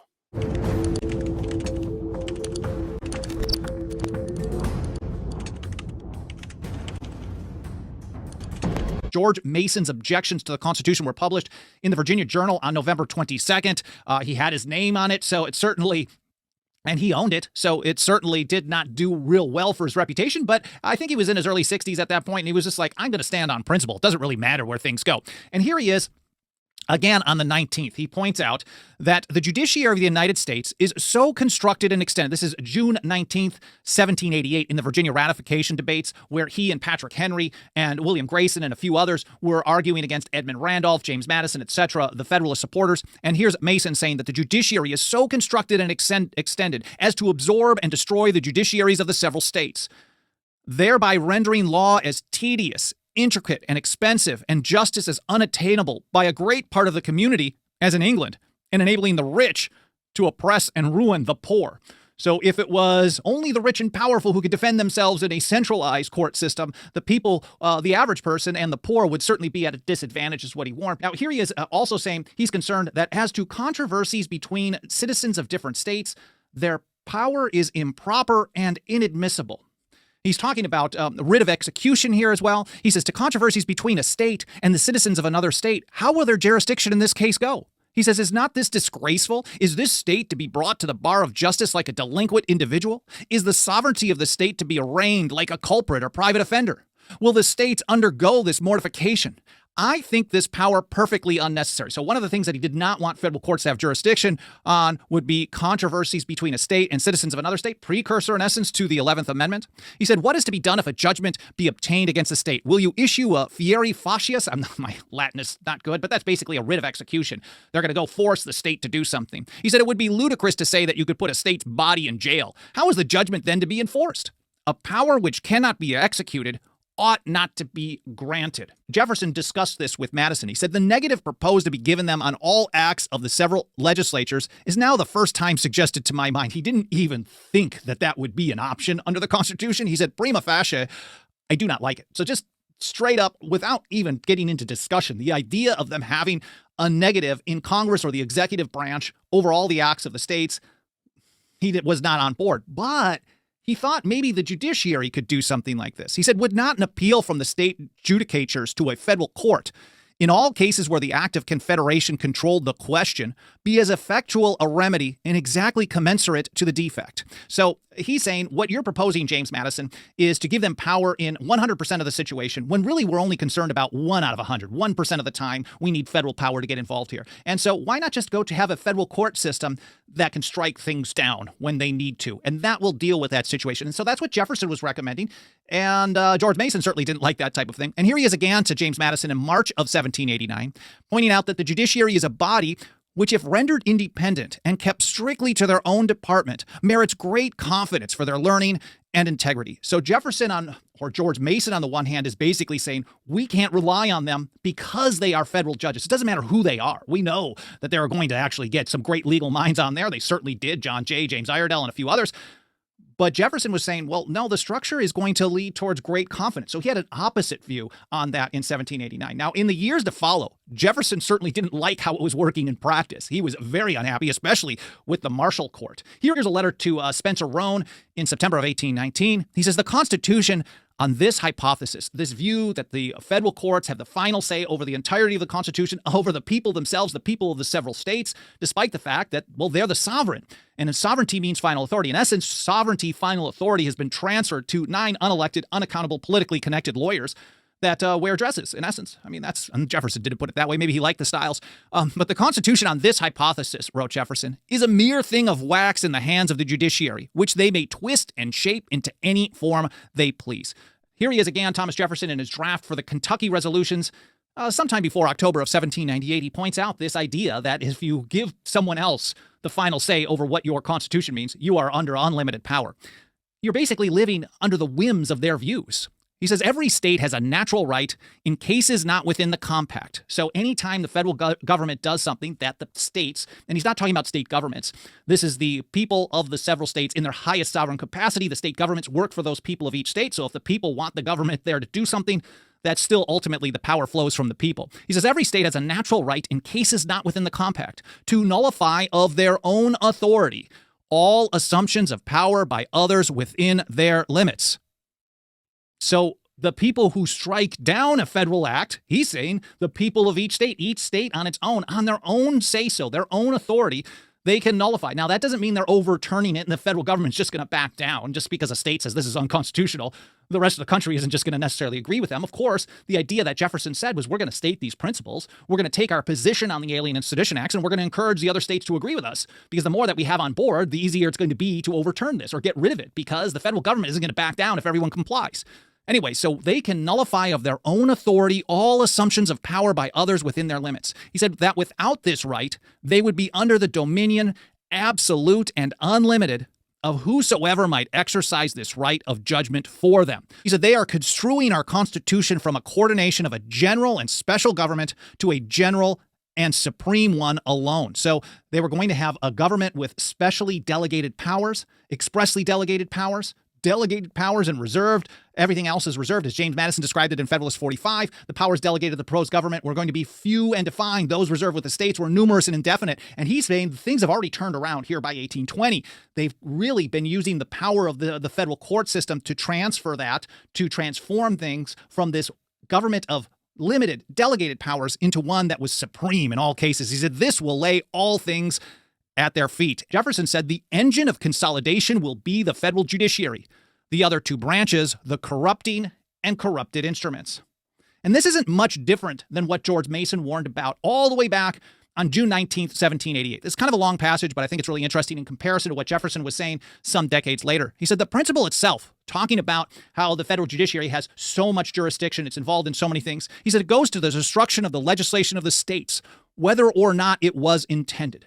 As to my own opinion, here's Mason with his tinfoil hat on, conspiracy theory, crazy guy, of course. He said, as to my own opinion, I most religiously and conscientiously believe that it was intended, though I am not absolutely certain. But I think it will destroy the state governments, whatever may have been the intention. So he said, there are many gentlemen in the United States, said George Mason, who think it right that we should have one great national consolidated government, wink, wink, Hamilton, Morris, and others, and that it was better to bring it about slowly and imperceptibly rather than all at once. You see how Jefferson pointed this out in the 1800s, that the federal judiciary was the tool of consolidating imperceptibly and slowly over time, step by step. And this is exactly what George Mason warned would happen. And certainly once Chief Justice John Marshall went in there with the Hamiltonian view that necessary meant convenient to government power, that was the nail in the coffin right there.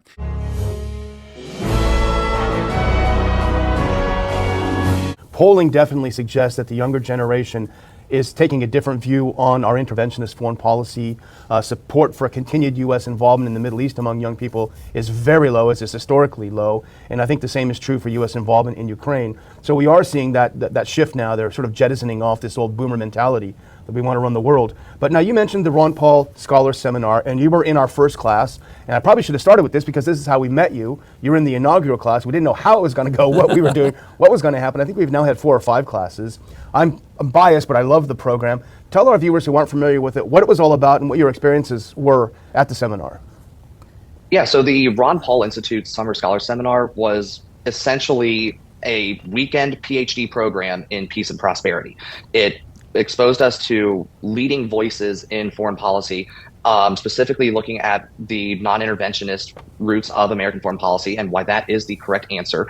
It brought people together to just really do a deep dive into returning to the foreign policy of the founding fathers, to jettison the old guard of the neoconservative movement. And ultimately, I think it was a discourse on courage as well, because the reality is the moment you show that you have non-interventionist leanings, you lose out on any chance that the establishment is going to bring you into their fold. Politics is not going to be comfortable for you, but at least you are going to be telling the truth. And I mean, that's one of the best parts about the Ron Paul Institute Summer Scholars Program is it was truth even when inconvenient, and truth even when it took the utmost courage to tell the truth. And it's an incredible program. And if foreign policy is one of your issues, I mean, one of my top issues that I intend to fight for when I'm in Frankfurt is defend the guard. It's one of the few things that state legislators can do to fight for a non-interventionist foreign policy. It currently has more than 10 co-sponsors in Kentucky already, mostly young Americans brought up in the Ron Paul movement. And it's an essential thing. We have to make sure that our activists and our politicians are deeply rooted in principle and understand the importance of foreign policy. For people that aren't familiar, tell us what Defend the Guard is all about. Absolutely. So the majority of individuals who are deployed in these undeclared wars are not members of the Army, Navy, Marine, Air Force. They are members of the state National Guards, which the National Guard is America's oldest branch of the military. It was designed specifically to defend the homeland. These individuals signed up to defend the homeland, but now they are being sent into foreign wars that are completely undeclared. There's no declaration of war from Congress. What Defend the Guard is it's a means by which state governments can reclaim their authority over the National Guard by simply enacting a law that states that unless Congress declares war, their National Guardsmen cannot be deployed into foreign territories for combat purposes. It's essential legislation. It is carried in states where it's being carried. It's largely being carried by veterans who understand that our foreign policy has gotten out of control. It's crucial. It's one of the top priorities that state governments should be addressing. You know, this whole idea of truth, and you brought it up, but we talk a lot about that, and I think that is so key, probably a principle from the beginning of time, you know, for the first recordings of history, this subject existed. And now we're at a crisis point because, TJ, you explain and say, and the people you're close to, that the young people are looking at that, and they understand this, and they're sick and tired of not hearing the truth. And I did a little pamphlet, a little booklet to try to explain my thoughts on this, and I see what's going on is there's a major contest going on between those who know and understand and want to always move toward the truth versus those who now have deified the whole principles of nihilism, that you can't know the truth, so why even try? And yet I think, as bad as it seems, that we're getting to a climactic understanding of these two things. You know, when I was campaigning a lot, I would, you know, and I would try to explain to, especially the young people, it's the young people they register and draft and send off to war, and it's just horrible. The young people don't start the wars. I mock it by saying, you know, we don't have our wars because a group of 18 to 25-year-old young people in the United States get together and they find that same number of young people in some other country 6,000 miles away, and the young people get together and say, oh, let's have a war. It sounds like a lot of fun. I mean, but the young people have been too complacent. We've all been too complacent because we live in a society where, you know, the adults are doing all the pushing and there's financial thing. So I am really, really excited about what's the transition and the defining of this message. And TJ, I think you're a real exception on being able to, you know, describe this. So I compliment you about your efforts, and I know you have a great future in promoting this cause. To finish up here, but I'll give you a chance in a minute to put out an address and how we can guide some more people to you. But you know, there's a saying that I've used frequently, and that is that truth is treason in an empire of lies. So we, in fighting for our liberties, we have to understand that there's a group of people out there that believe in tyranny, and they want to promote it. So we have to fight this, because we hear it all the time. Some people, you know, have a little demonstration. Well, they're terrorists. They're playing treason. Yeah, but that's the whole effort, is to maintain the empire. So we have to get that out of the notion. The founders did not give us an empire. They gave us a republic. So I'm delighted that you're going to be with us and continue to be with us in that struggle. Go ahead and close out, TJ, and tell them how they can reach you. Certainly. Well, first of all, thank you all so much for having me once again. And Dr. Paul, truly the only reason I'm in this race, the only reason that any of the people that I named are in this, is because of the contributions that you made to this call. So it really means a lot to be on here. There is a remnant of young people who see the lies that we have been fed, and you can keep up with my race. I mean, I'm on Twitter. It's at @RealTJRoberts. My website is votetjr.com. And for any contributions, it's votetjr.com/donate. And if anyone has any questions about my race, they can reach me at tj@votetjr.com, or even shoot me a text message at 859-446-0185. Now let's ask the question, what keeps it all happening? What keeps things striving to actualize their forms? What keeps things on the go? Why are the acorns out to become oaks, and the baby busily changing into a man, and the water flowing downhill, and the sculptor shaping his statues, etc.? Why does the universe not run down, stop dead, become motionless? In a word, what is the cause of motion? And by motion in this question, we mean any change, any happening, any occurrence. Now, please note that for Aristotle, motion always existed. Motion is eternal. There was never a time, he insists, when there was not motion.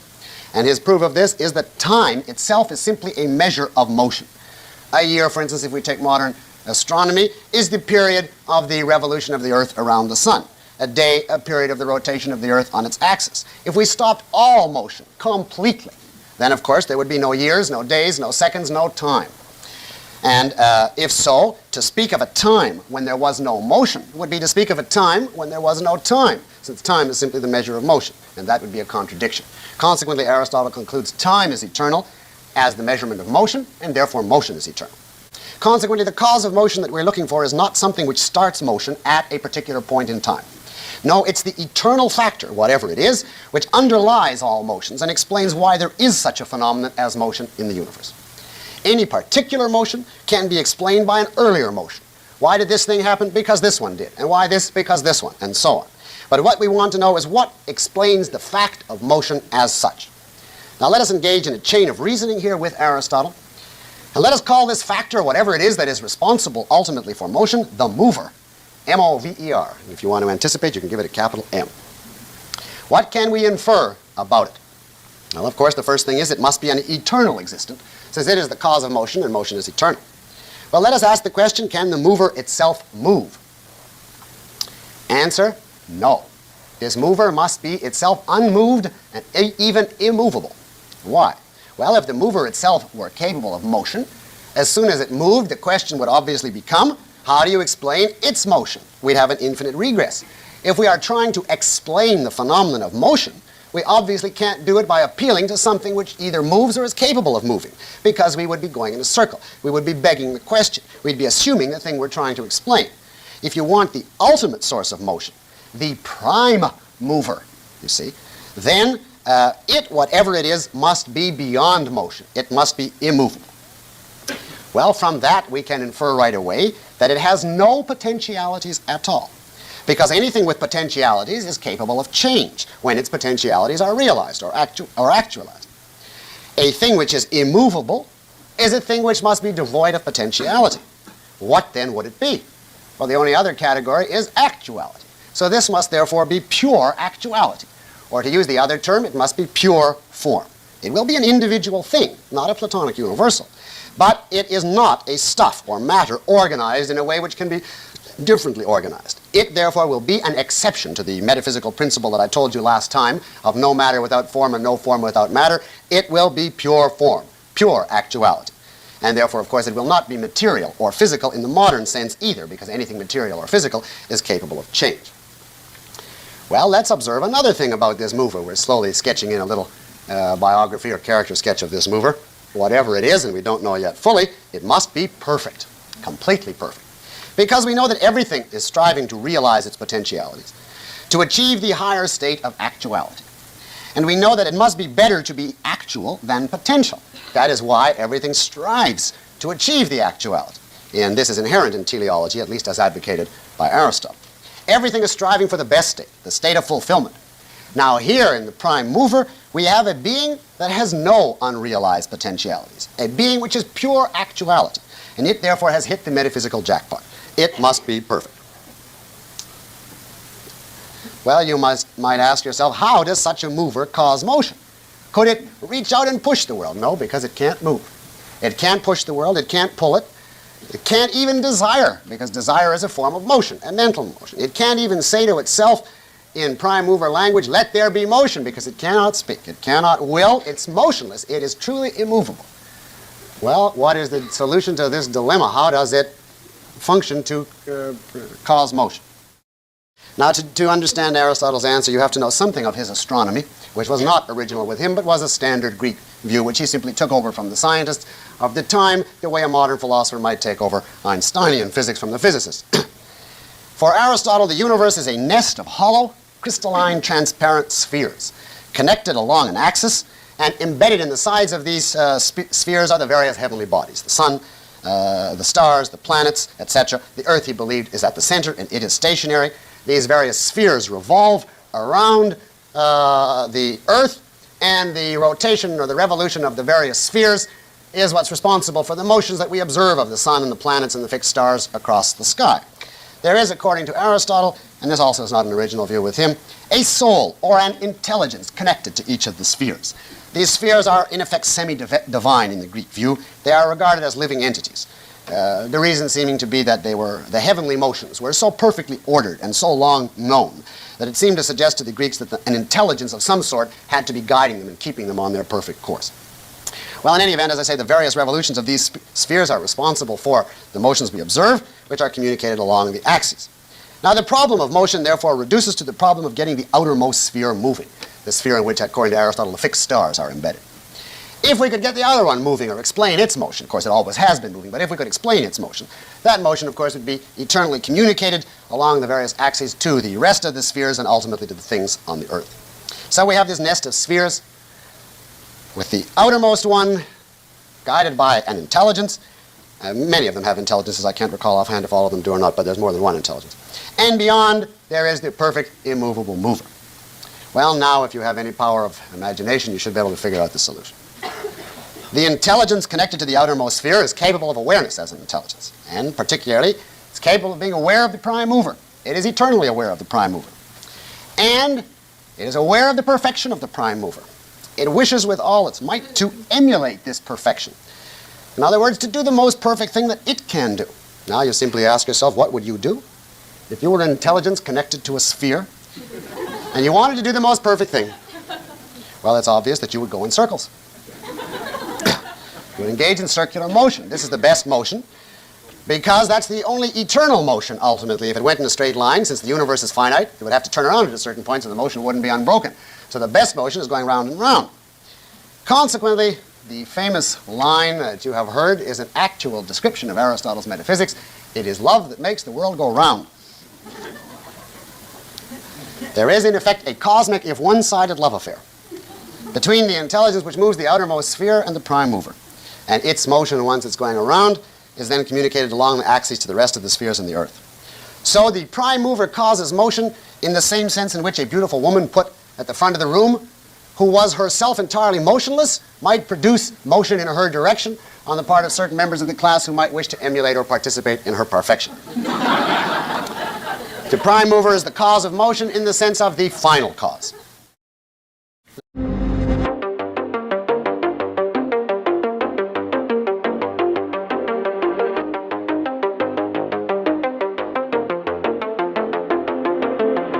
So U.S. Central Command said that it launched more missile strikes against the Houthis in Yemen early Wednesday morning, marking the 9th time that the U.S. bombed Yemen since January 12th. CENTCOM said that the Houthis, quote, fired 3 anti-ship ballistic missiles from Houthi-controlled areas of Yemen toward the U.S.-flagged, owned, and operated container ship motor vessel Maersk Detroit, which was transiting the Gulf of Aden, end quote. The command said that 1 missile landed in the water and the other 2 were intercepted by a U.S. Navy warship, so they're not saying the ship was hit. So later in the day, the Houthis said that their forces engaged in a 2-hour battle with several U.S. warships. A Houthi military spokesman, Yahya Sarria, claimed the confrontation resulted in a Houthi missile directly hitting an American warship, but so far I haven't seen any confirmation of that from the U.S. side. A bipartisan group of senators has sent a letter to President Biden questioning his legal authority to launch a new war against the Houthis in Yemen, and they also questioned the overall strategy of the campaign. So this letter was signed by Senators Tim Kaine, Democrat from Virginia, Chris Murphy, Democrat from Connecticut, Mike Lee from Utah, Republican, and Todd Young from Indiana, also a Republican. The letter reads, quote, the Constitution requires that the United States not engage in military action absent a favorable vote of Congress. There is no current congressional authorization for offensive U.S. military action against the Houthis, end quote. The senators noted that the Biden administration has acknowledged the strikes on Yemen would not deter the Houthis. This seems like they're referring to what President Biden said. The letter reads, quote, the administration has stated that the strikes on Houthi targets to date have not and will not deter the Houthi attacks, suggesting that we are in the midst of an ongoing regional conflict that carries the risk of escalation, end quote. The senators said that an argument could be made to justify strikes in defense of U.S. commercial shipping, but they noted that most ships that go through the Red Sea are not American. And again, before Biden started bombing the Houthis, they were not targeting American commercial shipping.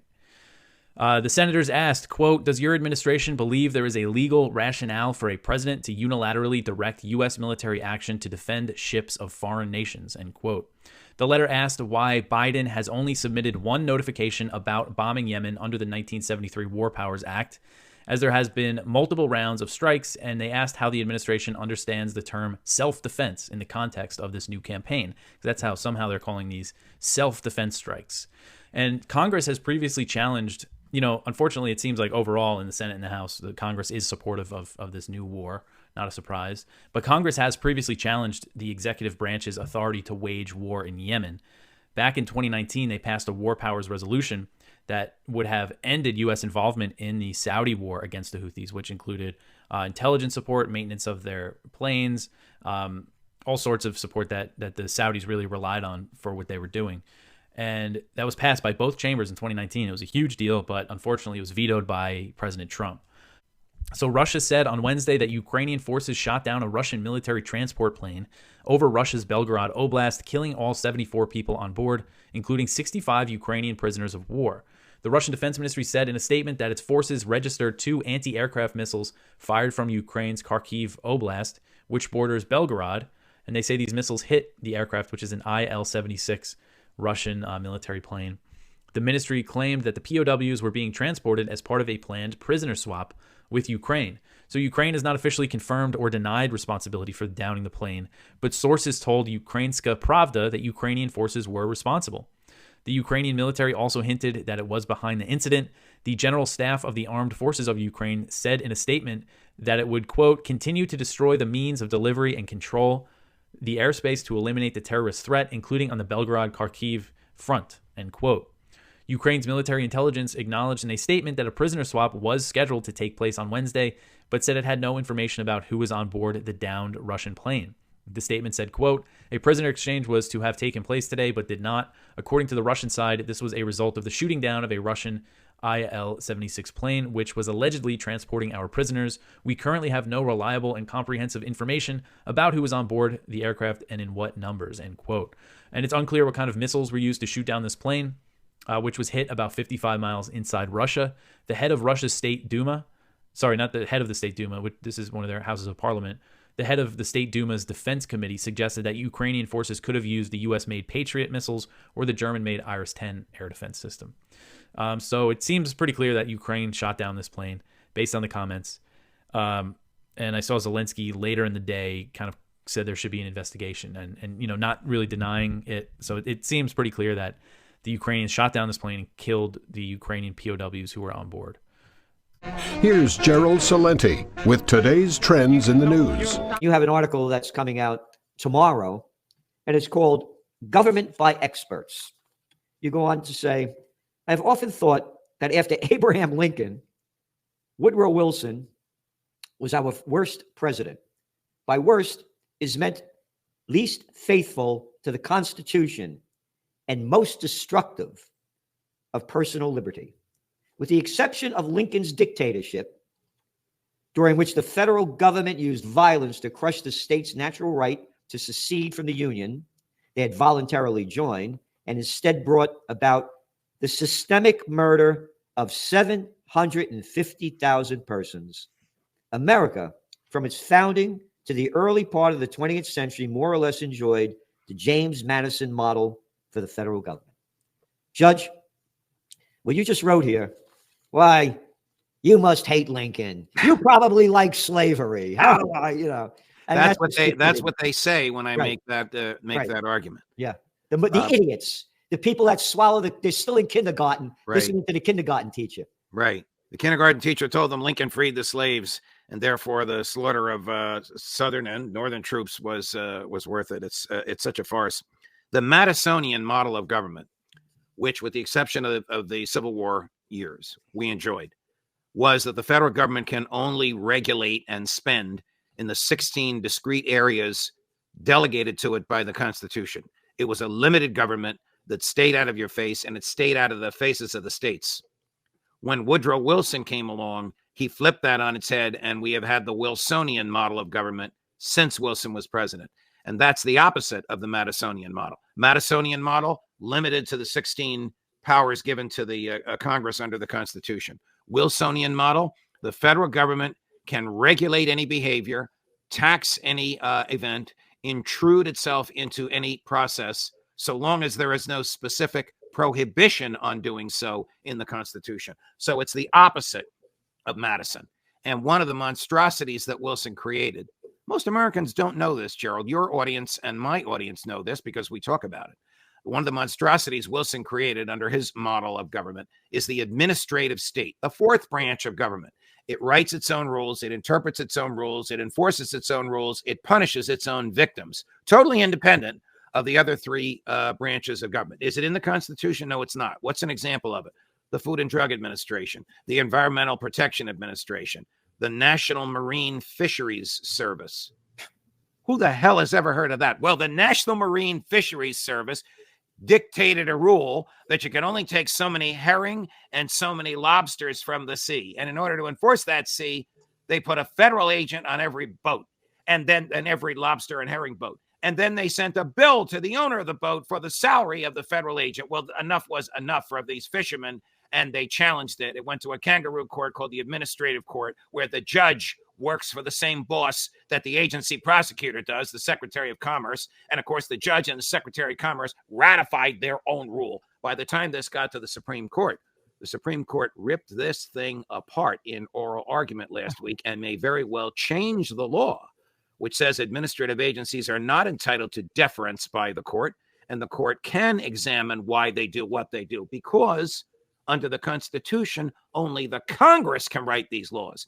If Congress wants to say X number of lobsters, X pounds of herring, in my opinion, that would be wrong, but it would be constitutional. But when some other entity in the government does that, that's not transparent, that is not answerable to the voters, that makes up its own rules, that claims it has expertise, and the court says defer to them, that's wrong. In my opinion, after that oral argument last week, all of that is going to change. So what happened to these guys, the lobster guys? Well, the case was argued before the Supreme Court last week. We won't have an answer until April, but I read the transcript of the oral argument, and it's pretty clear to me that the court is going to not only reverse this crazy rule, it's going to say when an administrative agency writes its own rule, there is no judicial deference to the agency. Right now, there's something called the Chevron Doctrine. It's named after a case involving Chevron oil. And it basically says when an administrative agency writes a rule, because they're experts, back to Woodrow Wilson, government by experts, because they're experts, because they know more about what they're writing about, lobster and herring from the sea, parts per billion of a pollutant in the atmosphere, the courts cannot second guess them, and the courts must defer to them. That's the Chevron Doctrine. If the court gets rid of the Chevron Doctrine and there's no judicial deference to administrative agency, then the administrative agency and the challenger are equal in court. So right now you go into court. The administrative agency doesn't have to prove its case. The challenger has to disprove the government's case. That's absurd. That's the way it is, or was, in the Soviet Union. Even in Russia, the government is equal to the challenger. So I think this is going to change. Most Americans don't know about this, and it's going to take the teeth out of these administrative agencies who've been regulating us to death.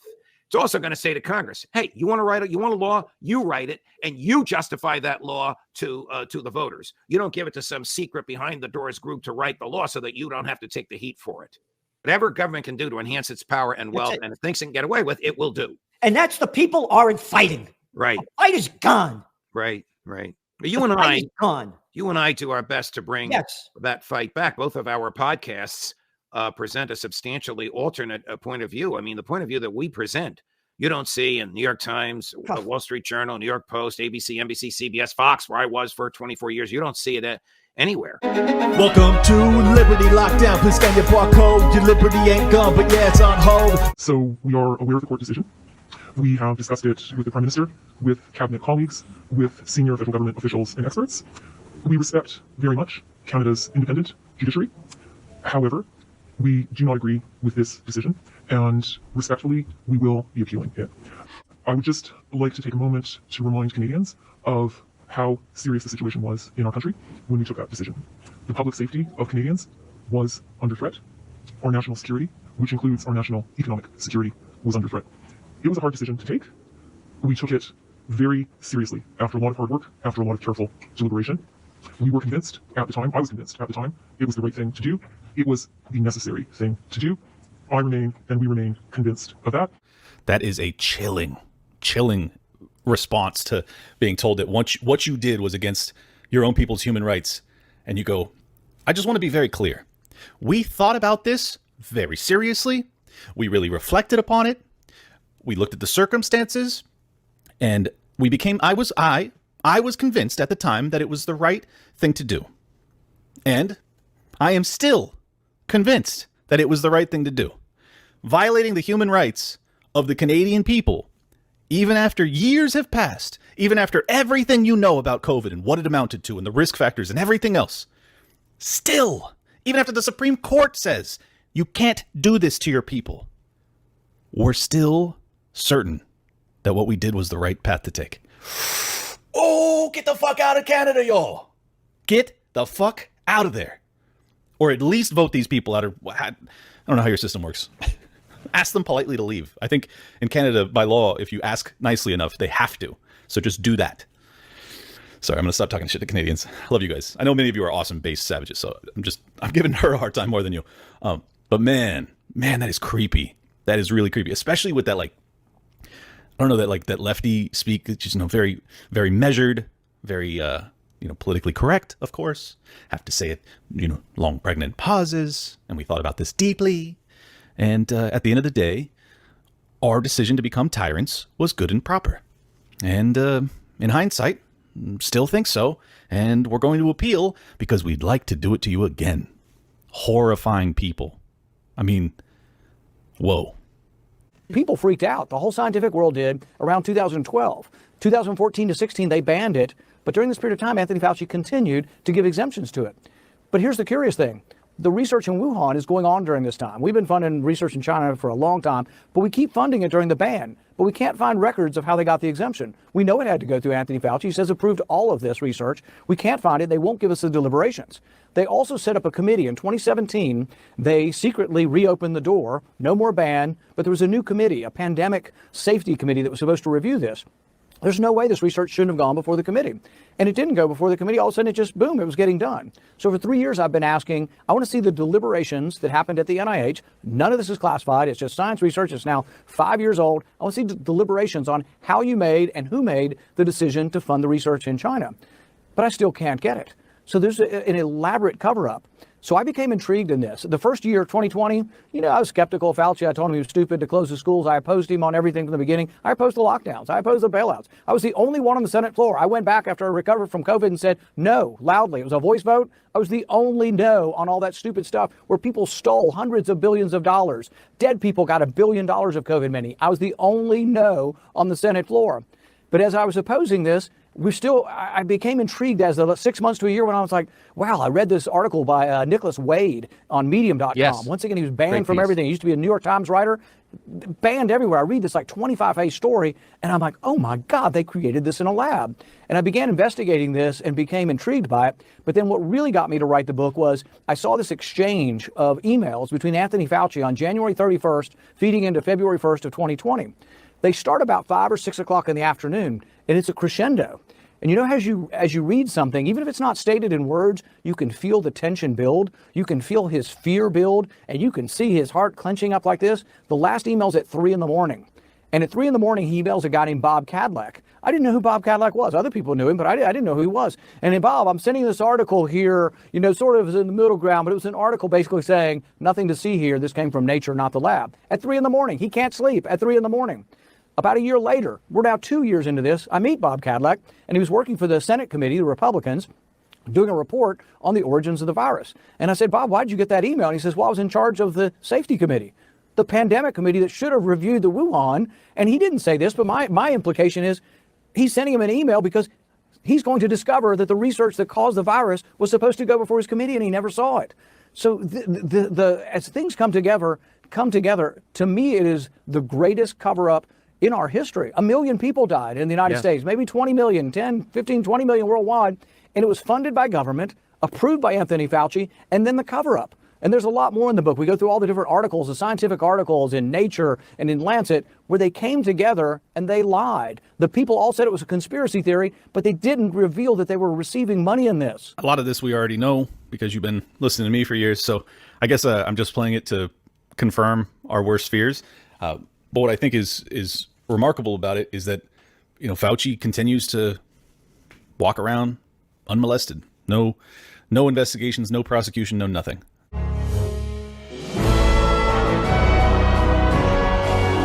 How do we get him to quit spending? Because I think that, if we don't change this attitude, the appetite for spending by the people, if you don't have fiat money that monetizes the debt, I don't see how, technically, if you go to the Congress and say, do this, do that, the pressures are there. It's automatic by human nature, and the warmongers, they're going to spend the money. So it seems like the technical approach, and I think Reaganomics and supply-side economics was a technical thing that more or less was not going to work if you didn't change the people. Yeah, well, I would say maybe there's 4 slogans I would use. 1, bring the empire home. 2, shackle the Fed. 3, balance the budget. And 4th, start observing the Constitution once again and distribute the powers of government that are legitimate among all 3 levels of government, not centralize and concentrate everything in Washington. Now, if someone challenged those principles, I would say, 1, they're pretty well based on history. And secondly, they're based on some big lessons that we learned during the Reagan era. He failed to shrink the Leviathan on the Potomac, even as he wanted to very much, because unfortunately he was a small government man domestically, but when it came to the Pentagon side of the Potomac, he was the biggest spender that ever came down the pike. And so what happened was there was a huge defense buildup during those 8 years. We went from Jimmy Carter's already bloated defense budget of 140 billion to 350 billion within 8 years.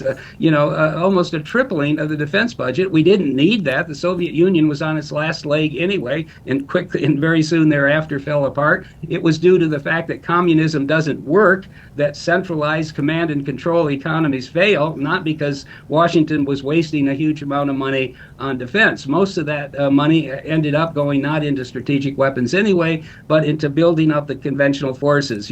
New tanks, 600-ship Navy, more planes and helicopters and other, defense weaponry than you can imagine. None of that was really needed to combat the Soviet Union, because before the decade was over, it was gone. But once it was put into being, once it was funded, procured, and put into operation, it was a easy way for presidents to be tempted to intervene in conflicts and occupy nations all over the planet. And rather than, when the Cold War ended, bringing the empire home, closing the bases, and getting back to kind of a Fortress America defense, which is all we needed, that huge Reagan buildup became available for presidents of both parties to launch these forever wars and get us into the mess we're in today. As you say, Dave, I mean, what happened is you had people like Madeleine Albright who famously said, well, what's the use of having this great military if we don't use it?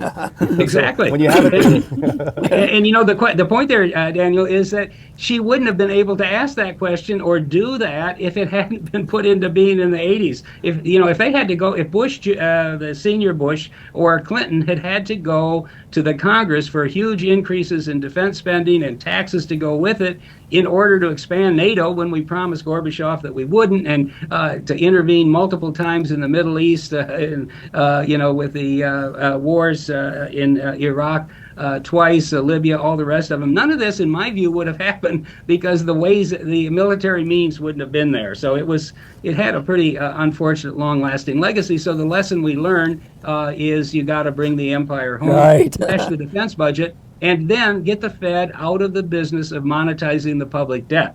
And that's another big reason why Trump is not the answer to our problems. He spent 4 years harassing the Fed, demanding even lower interest rates, which were already practically zero, complaining when they tried to begin shrinking their, bloated balance sheet, which had gotten to $4.5 trillion, basically push the Fed into an even more dangerous, reckless inflationary policy. Wrote about the folly of President Biden's dust up with the Houthis. You said, I think it was a week or so ago at least, that this is not going to work, this is a disaster. Well, Congress has not been involved at all. You're finally seeing some people waking up in the Senate saying, what the heck is going on? Yesterday was an amazing event, which is that the U.S. Navy attempted to escort 2 Maersk shipping ships with military equipment on it for Israel. The Houthis, even after 9 bombings, they launched an attack on it, and not only did the ships turn around and go back, but the U.S. Navy turned around and went back. Something tells me, David, that this is not going as they had hoped. What is your take on how things are going there? Well, it's not going as anyone would hope. We shouldn't be there. The Red Sea is not a pond in our backyard that we need to safeguard and monitor. If because of the fallout and the conflict between the Arab states and countries aligned with Iran and Israel at the moment, the Red Sea, Suez Channel of trade is disrupted, Well, that's 6,000 miles from China to Europe. If they have to go around the Cape of Africa, that's 9,000. It's a little bit extra cost, and it's not our job to be the policeman of the Red Sea or the Persian Gulf. We shouldn't have any of the forces that are there now in harm's way. You know, the one thing that Trump did try to do, but it was basically get us out of some of these situations in the Middle East. But when it came even to Syria, which was ridiculous, why do we still have forces in Syria? Several thousand. He couldn't even get that done because even though he ordered it to be done, nobody paid attention to what he was saying. So now they're there. This conflict is going on. They're sitting ducks to be attacked. And then you have the usual suspects in Washington saying, well, we got to retaliate because, Americans are being harmed. Well, when you put yourself in harm's way, you're going to be harmed. And the answer, the answer is not to escalate the conflict. The answer is to get the hell out of there. Now, what is the nature of the prime mover? It does not matter, and it must, says Aristotle, we must think of it as a mind. So we can now start saying he. What do minds do? They think. But this must be a very special kind of thought process because no motion is allowed. And so it must be a kind of motionless contemplation, not a process of sensing or inferring or reasoning. You can get as close to it as we as human beings can get if you look at the tip of my finger, but motionlessly. Don't blink and don't draw any conclusions. Just without a flicker of mental activity, look at a motionless finger. Now, of course, as soon as I move my finger, that introduces mental motion in you and changes your mental state, so it's disqualified. But if you can grasp a motionless contemplation, that's what the prime mover does. Well, what is the object of its contemplation? Well, it can only contemplate something which is motionless, obviously. And the only thing which is motionless is the prime mover. And consequently, Aristotle draws the conclusion that the prime mover thinks or is conscious only of himself. He describes it as pure self-consciousness, thought thinking about itself. Now, this eternal, immutable, perfect, utterly self-absorbed mind, responsible for the motion of the universe, Aristotle frequently calls theos, God. And this is therefore regarded as Aristotle's God. Now you see that there is a strong element of Platonism here. The idea of a pure, immutable, perfect form is a pure Platonist idea. And it, of course, represents the primacy of consciousness in an obvious, blatant way. Here's this prime mover is a pure consciousness, detached from reality, responsible for the activities of things on earth. Now, this is a glaring contradiction to Aristotle's distinctive approach and represents a Platonic carryover. But you see that even when he's a Platonist, he's also an Aristotelian. Even his Platonism is modified because this is a God that would not do a religious person very much, if any, good. This God didn't create the universe. Remember, he is unmoved. The universe is eternal. You couldn't pray to this God because he couldn't hear you. This God couldn't perform miracles even if he could hear you. He's completely impotent. He has no plan. He does not even know that the world exists. He has therefore neither knowledge nor power. He is utterly ignorant and impotent. And indeed, Aristotle discusses him primarily in his physics. And it's sometimes said that the God for Aristotle is simply a footnote to physics. It is not a central concept. And Aristotle is frequently attacked in spite of the prime mover on the grounds that he lacks any real religious feeling or interest. And that is true. The best illustration of this fact is that after he arrived at the prime mover theory, the astronomers came back and reported to him that one component of motion would not be enough to account for the observed motions of the heavenly bodies, and that as they had calculated it, we need either 47 or 55 separate components of motion to account for the heavenly bodies. At which point Aristotle appended a chapter saying there is not one prime mover, but either 47 or 55 of them. And some books seriously, therefore, classify Aristotle as a polytheist on this ground. Now that shows how seriously he took it. Now, of course, the answer to this argument is that its basic question is misguided. The question, how do you explain motion in the sense Aristotle asks it, is an illegitimate question. Motion must simply be regarded, the fact of motion as such, as an irreducible primary, in the same way that the fact of existence as such is an irreducible primary. You can explain any particular existent in terms of the actions of other existents, but the phenomenon of existence as such, as Aristotle understands, is simply there. That's where you start. And an equivalent account would have to be given of the phenomenon of motion as such. If you attempt an explanation of motion, Aristotle is the only one. The only explanation of motion would have to be in terms of an unmoving thing. And consequently, his is a perfectly logical answer if the question is permitted. I have to say that it is undoubtedly, this argument, the sweetest argument for God ever offered. It is called the cosmological argument, the argument from the cosmos. It takes many forms in later philosophy, deriving back ultimately from this point in Aristotle and from certain suggestions in Plato, and we will see it again in Aquinas. All right, let's continue. We've seen so far in what ways the concepts of form and matter are central to Aristotle's metaphysics. They're the basis of his view of universals and particulars. They're the basis for his explanation of change, the basis for his view of causality and of an ordered universe, though he himself was not consistent on this point, and the basis for his definition of God. Now let's take about a minute to see how Aristotle used the concept of potentiality and actuality to answer Zeno. And we'll take just one of Zeno's paradoxes because they all raise essentially the same issues. Remember the idea that you can't cross a room because first you have to cross half of it and then half of it and so on infinitely. And that therefore there's an infinite number of distances that you have to get across, and of course that's impossible to do. Now the whole paradox depends, as all of Zeno's paradoxes do, on the idea that there can actually exist an infinite number of subdivisions of the distance. What is Aristotle's answer? He says this is impossible. Nothing, he says, can actually, notice the word, nothing can actually be infinite. Now here we must distinguish between the infinite and the very, very large. The infinite is not simply 10 billion or 20 trillion zillion. The infinite is that which is greater than any particular quantity, which means it is no quantity in particular, which means it is a quantity which has no identity, which means it is forbidden by the law of identity. Whatever actually exists, Aristotle concludes, will always be finite, limited, specific in its amount. In what sense, then, can we speak of infinity? Only, he says, as a potentiality. And here's another use of his concept. For instance, we can keep dividing a line further and subdividing and subdividing. And as a potentiality, there are no limits. We can keep on doing it. In this sense, the line is infinitely divisible as a potentiality. But Aristotle's key point is no matter how much we keep subdividing it, we will always actually have only a finite number of parts. 2 parts, or 4 parts, or 8 parts, or 20 trillion zillion parts, but always some specific number of parts. And the same is true of the number series. As a potentiality, it's infinite. You can keep adding new numbers. But actually, whether you're going through it in your mind or writing it down on paper, you always actually have some finite specific number, even if you're counting by intervals of a zillion. In a word, there is no such thing as the actual infinite, and therefore Zeno's paradoxes collapse. Now, some of you will be curious to know, how does Aristotle apply this to space and time? Why doesn't he regard either of them as actually infinite? And I will be glad to answer that in the question period if anyone asks.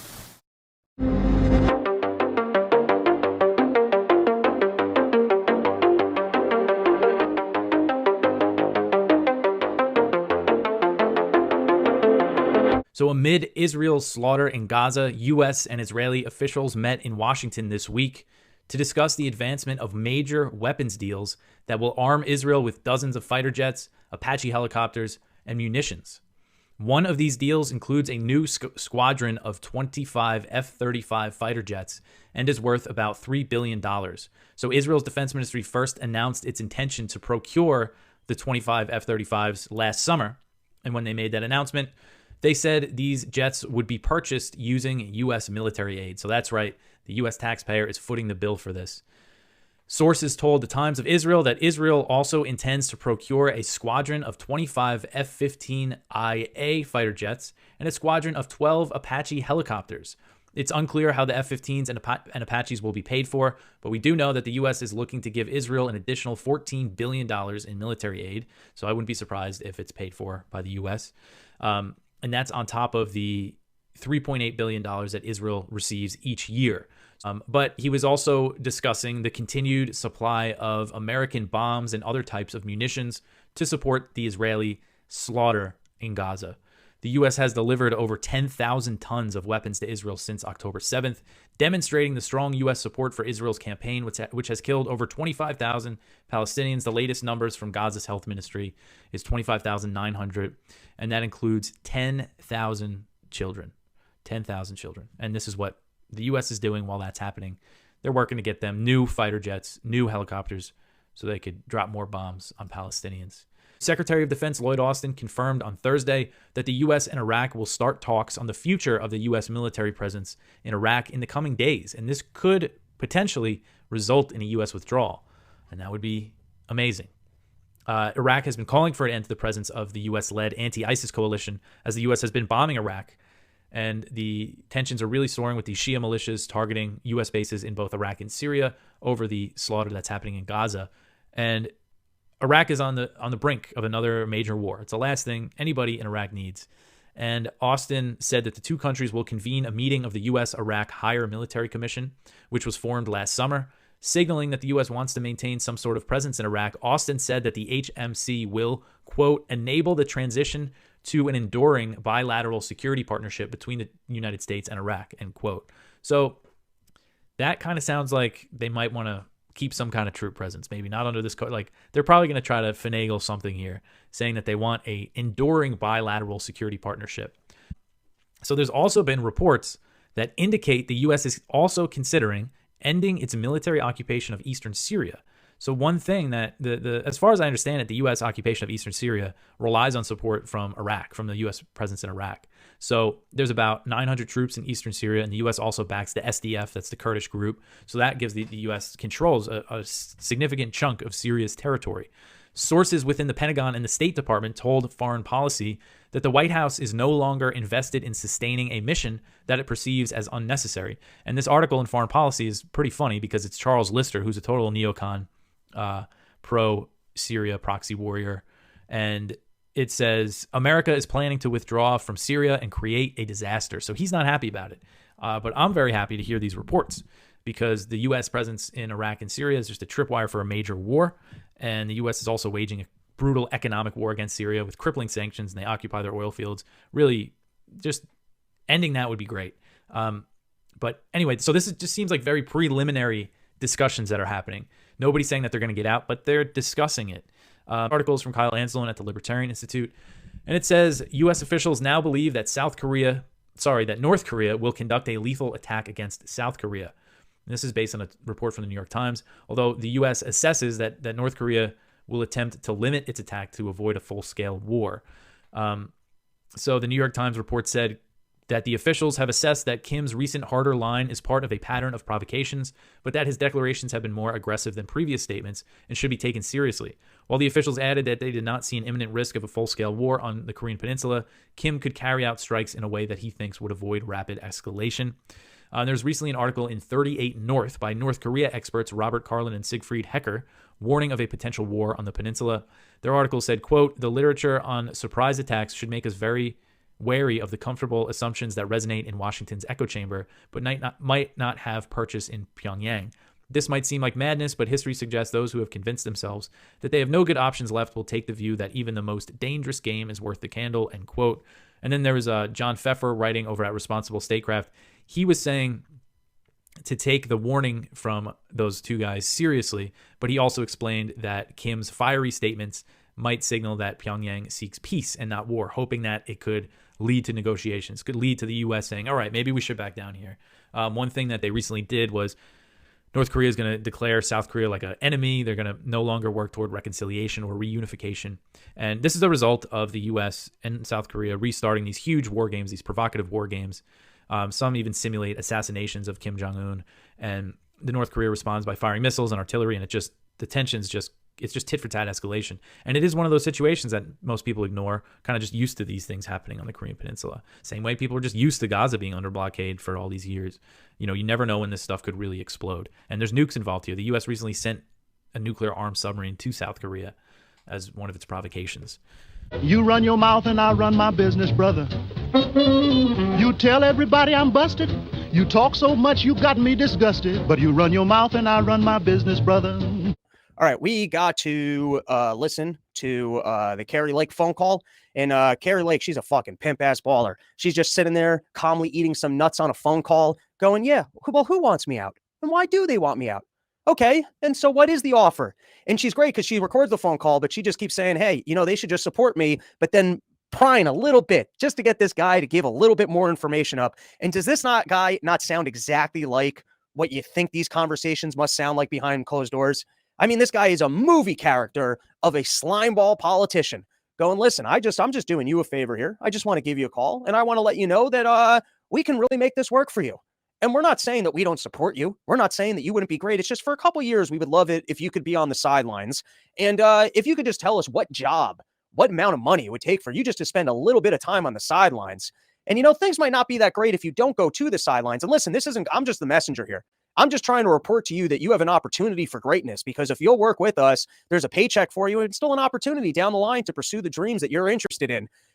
How many times, I bet behind closed doors, this is what every single conversation is like. And that's why I was saying bet on boredom, because the Donald Trump wheelings and dealings will happen behind closed doors. I'll get that phone call. Hey, you can be in office, but you got to put this person as your VP. You got to put this guy as your Secretary of State. Hey, if you don't want us opening up this file, you don't want us doing this, you're going to have to play a little bit of ball. So let's play the tape. You guys can tell me how the sound is, and let's give this one a listen. So what's going on? I'm assuming this is our friend. This is back east. There are very powerful people who want to keep you out. I know they do. But they're willing to put their money where their mouth is in a big way. So this conversation never happened. This is crazy, though. They should want me. I'm a great candidate. People love me. These people are corrupt. Well, maybe you're right. They are right. They are corrupt. This is rap. Don't go. Do you ever go? I'll get myself in trouble. This, if you say no, which is fine, it's your choice. Don't tell people. They're gonna try to have me murdered. Not either. Today's world, man. If that stuff that came out last week is right about the cartel stuff, I mean, they say the cartel's operating in 50 states right now, like all 50. You know? So what's going on? Who is it? What? Forget the who. Let me just tell you the what. I just say there are people. You got to love the graciness of the guy, even just the tone of his voice. Listen, forget the who. We're not going to talk about the who, but let me be the messenger here. Let me tell you the what. And by the way, remember, we've got cartel people in every state, ones that we snuck over the border just for moments like. Calling around saying, gosh, no, you can't repeat this. Never repeat this. If you say no, don't. Because say, I got offered to buy out. Don't use it. Because then we lose our ability to get things done in the future. Here's my problem. Rather than just say, let's work with her. She's a great candidate. Because they don't own me. And it pisses me off. Yeah, it's not about ownership. It's about control. I don't know if it's about control. It's about being on the team. I guess that's, you know what I mean? They want to be on the team. They want you to be on their team. But if they're pushing a globalist. Isn't this fun? The way these slime bells talk, where it's just pure pivot in sales. So they want to control me. Well, they don't want to control you. They just want you to play on their team and do everything they say. But that's not a control thing. They just want to know that you're with them and that you're going to play ball with what they want. But we wouldn't call that control. That's not what we're talking about here. Agenda, I can't do that. So what do they want? What do they want me to do? You want to stay opportunist. But I'll tell you what I can offer you. But I said you can do whatever you want. It's talking head, isn't it?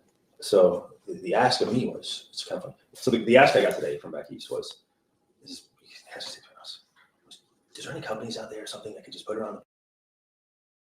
By the way, doesn't the ask I got from back east just sound so mob? Doesn't this feel like right out of Casino when they're talking about the bosses back home, back east? Hey, listen, I talked to the people back east and here's what they had to say. This is some real mob shit. And I love how like uncomfortable he even is doing this, where he's got to be real greasy about it. And he goes, well, let me tell you what we can offer you. Let me at least just tell you what there's some good here. Let me tell you what we can get for you.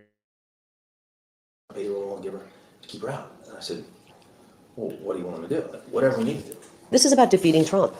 And I think that's a bad thing for our country. DeSantis is not America first. This is about the final death blow to Trump. And I don't think that's good for our country. I love Trump. I love Trump. It's not good for our country, Jeff. It's not. But at the same time, I'm not even sure Trump can win. I don't know if he can win. I think what it really comes down to for a lot of people, it's not really about like control or agenda. It's just about the ability to raise money to win. You know, if you really want to know, all of politics boils down to money. I think. And even on their end, like what makes them the most money? I know all these consultants don't want their payday to end. And I don't want to make a deal with these kind of people. This is a hill worth dying on. I'm not. If they're going to steal the election to make me and our movement go away, I'm not letting him do that. I owe it to the people of Arizona Or to carry their torch and their voice. Or you don't go away, but you pause. This is the battles right now, Jeff. Enough of that, but you guys get the point, and I think that these kind of wheelings and dealings and conversations are happening behind the scenes all the time. The Peter Schiff Show. Debt is growing much faster than the economy. So are we getting richer or are we getting poorer? You know, if you're just looking at your assets and not looking at your liabilities, you could think you're really rich. Yes, I grew my assets by $100,000. I'm $100,000 richer. Well, what if your liabilities grew by $200,000? You're $100,000 poorer, right? But if you just focus on one side of the balance sheet and you ignore what's going on the other side, you can pretend anything. That's what we're doing. We're looking at what did we grow the economy to, but we're not looking at all the money we had to borrow to get that growth. If we had to borrow $1 to get 10 cents worth of economic growth, was it really worth it? Was it worth going into debt? No. Did we borrow ourselves into riches? No, we didn't. We borrowed ourselves deeper into debt and poverty. Plus also, not only do we have more debt, right, to show for this small amount of supposed growth, but now we have to service that debt. We have to repay that debt with interest. So that diminishes economic growth in the future when we're burdened by the responsibility to repay and service this debt. So this is not real economic growth. Right? The economy is shrinking. We're covering it up with debt and spending, and we're looking at the result of that, which is this GDP number, and we're pretending everything is great. And again, another reason, too, that the GDP numbers go up is because we don't adjust them enough for the real rate of inflation. The deflator maybe captures half of the inflation, and that overstates economic growth. That's another reason the government likes to underreport inflation, is because every time they underreport inflation, they get a twofer. They tell the public that inflation is lower, which is good, but they also get to tell them that economic growth is higher, which is also good, right? So they lie about these numbers. And it's not like they just lie. The methodology for computing the numbers is a lie. So the numbers are designed not to be accurate. They're designed to understate inflation and overstate growth. And so they work the way they were designed to work. We are bottoming out when it comes to inflation. And we got more economic news this week that confirms that we've bottomed out. First of all, oil prices quietly rose about $5 a barrel this week. Nobody really talked about it, but we closed above $78 a barrel, $78.23. I think that's last, up another 87 cents today, although they may adjust it a bit, later in the day. But that's $5 a barrel higher than we were a week ago. That's a pretty big move. I think we're getting ready for an explosive move up in oil prices. I mean, I've thought that for a while, but we pulled back. But the charts to me look like we got a lot of support, and we're going much higher. And I think that higher oil prices are going to bleed into the headline CPI numbers before the election. So we're going to start to see a meaningful impact, and we're going to be moving farther and farther away from the Fed's 2% goal and closer to that 9.1% level that was the peak.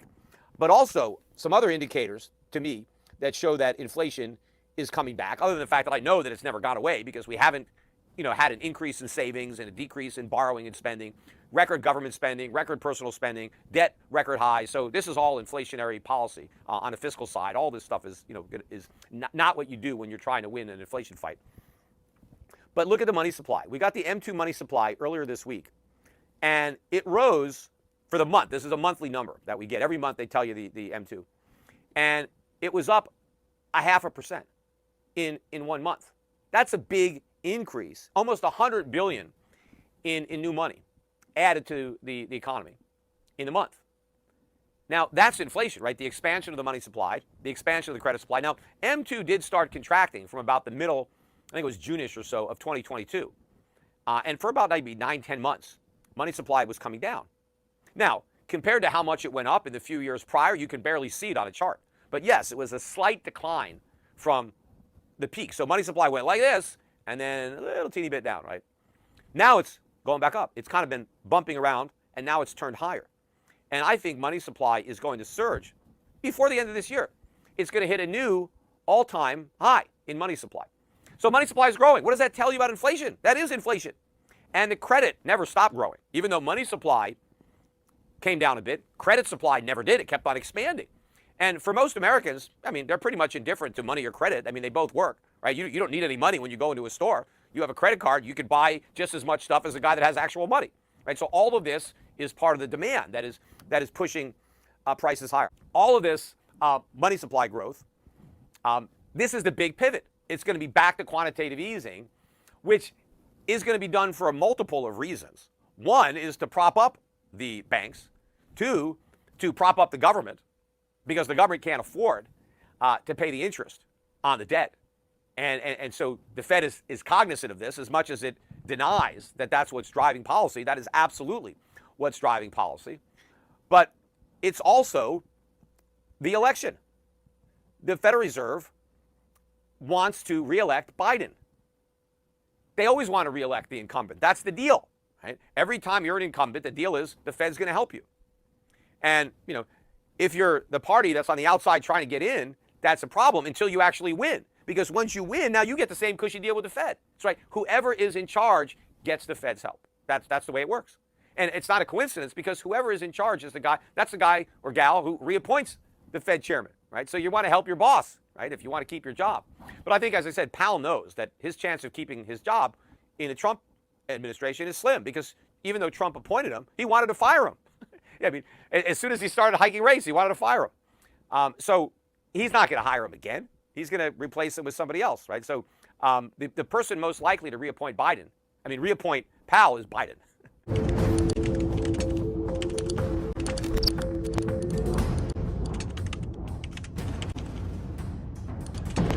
Let's start out, first of all, with maybe a definition of the term alien. And in May of 1779, Thomas Jefferson drafted a bill of who should be deemed citizens of Virginia. And he described aliens like this: all others not being citizens of any of the United States of America shall be deemed aliens. And the founding generation, and the old revolutionaries as well, widely understood aliens to fall under two categories: alien friends and alien enemies. We can trace this back to Blackstone's commentary, 1765-ish. It may go further back than that. My friend Joe Wolverton would probably know better than me. And here's how Blackstone put it: when I mention the rights of an alien, I must be understood of alien friends only, or such whose countries are in peace with ours. For alien enemies have no rights, no privileges, unless by the king's special favor during the time of war. So an alien is either an alien friend, those people who are from nations that the country is not at war with. Alien enemies are, well, they don't have any rights or whatever, and those are people from countries with whom you are at war with. James Madison agreed with this in his report of 1800, January 7th, 1800. He said, the general practice of nations distinguishes between alien friends and alien enemies. The latter it has proceeded against according to the law of nations. We're talking about Vattel and others, by expelling them as enemies. So if you're an alien enemy, and that means you're at war with somebody, you just get expelled. That's the standard practice. The former, alien friends, it is considered under a local and temporary allegiance. Allegiance is an important thing. You have to actually take allegiance. Well, I mean, you may not have to have a formal practice, but it's assumed that there's an allegiance to where you are currently staying. It's a temporary one, and you're entitled to a correspondent protection.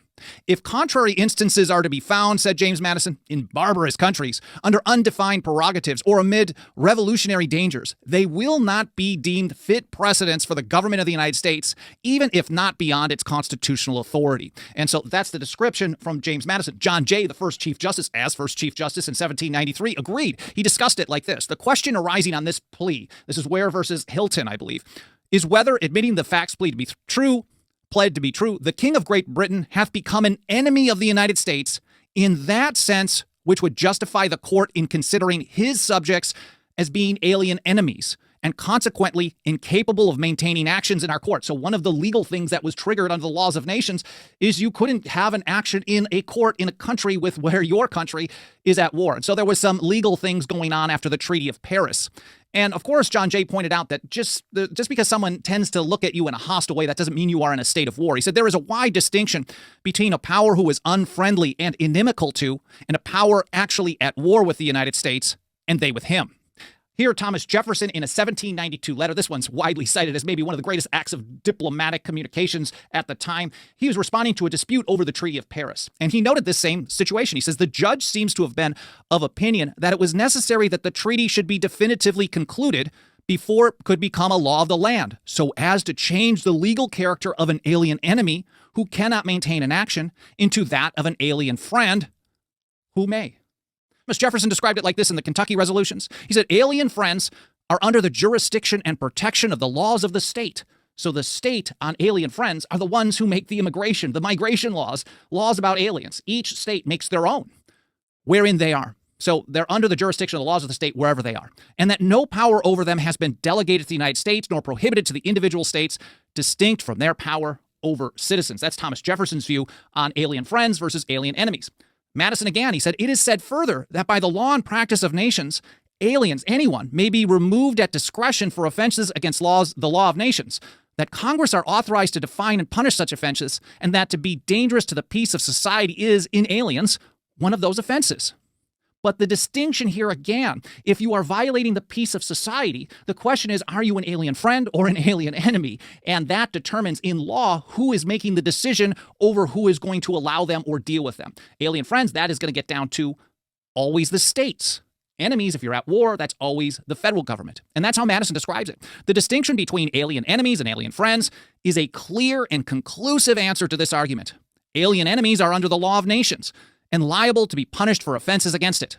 Alien friends, except in the single case of public ministers, are under the municipal law and must be tried and punished according to that law only. So it's state and local law for people from countries with which the United States is not at war. Next up, Madison addresses the necessary and proper clause argument. Of course, people say everything is necessary, everything is proper. Of course, people with power think that everything is necessary for them to do.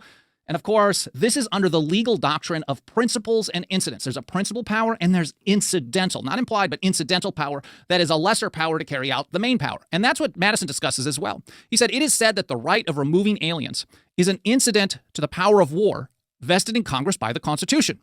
He said, this is a former argument in a new shape only, and is answered by repeating that the removal of alien enemies is an incident to the power of war.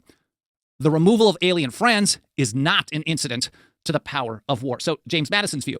He also mentions invasion specifically. He says invasion is an operation of war.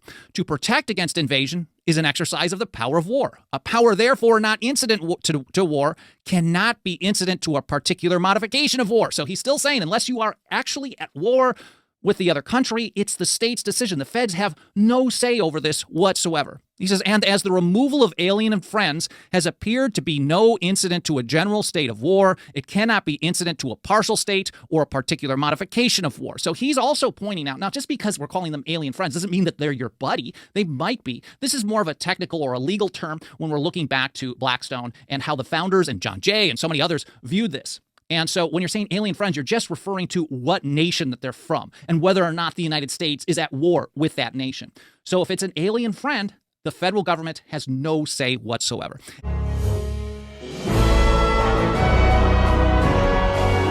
And I think we have somebody helping us out. Wrote an article about why we should audit the Fed. I can't imagine who in the world would do such a thing. Chris. Well, it's actually a senator that we both like, Dr. Paul. His name is Senator Rand Paul from Kentucky. Oh, and yes, he is out there calling for an audit of the Fed. What a wonderful idea.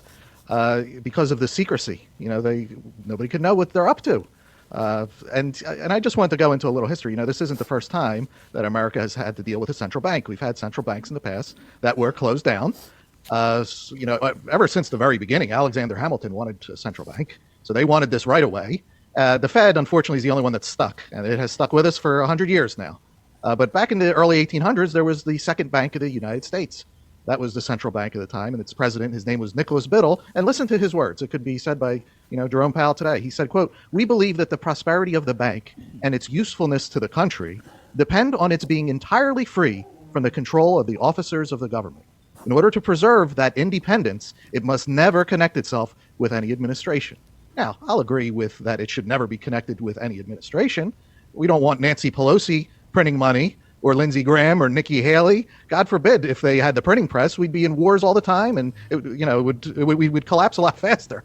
But neither should a private bank be able to print money either. That doesn't make it right just because politicians can't print money. It's wrong for a private bank to print dollars, period. And that was actually in the Constitution, one of the federal laws, no counterfeiting.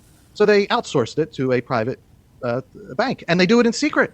You don't know what they're doing. Like Nicholas Biddle said, we're independent. You don't need to see what we're doing, and that's how it is with the Fed. And what are they doing? Who are they bailing out? Are they giving money to foreign countries, foreign corporations, U.S. corporations? What's happening? And it's all happening in secret. And Rand Paul is saying we need to audit. We need to see what's happening what are you doing? And of course they're going to say, oh, no, we are independent. We, you can't see. It's like Pfizer. You could see about the vaccine in 75 years. Well, the Fed's even worse. You could never see what they're doing. So it's all, bad stuff.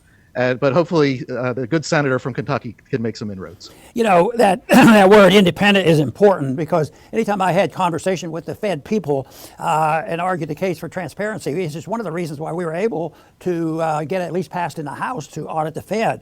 But their argument always was independence, and you mentioned that, Chris, because independence means keeping it out of the hands of the bad people.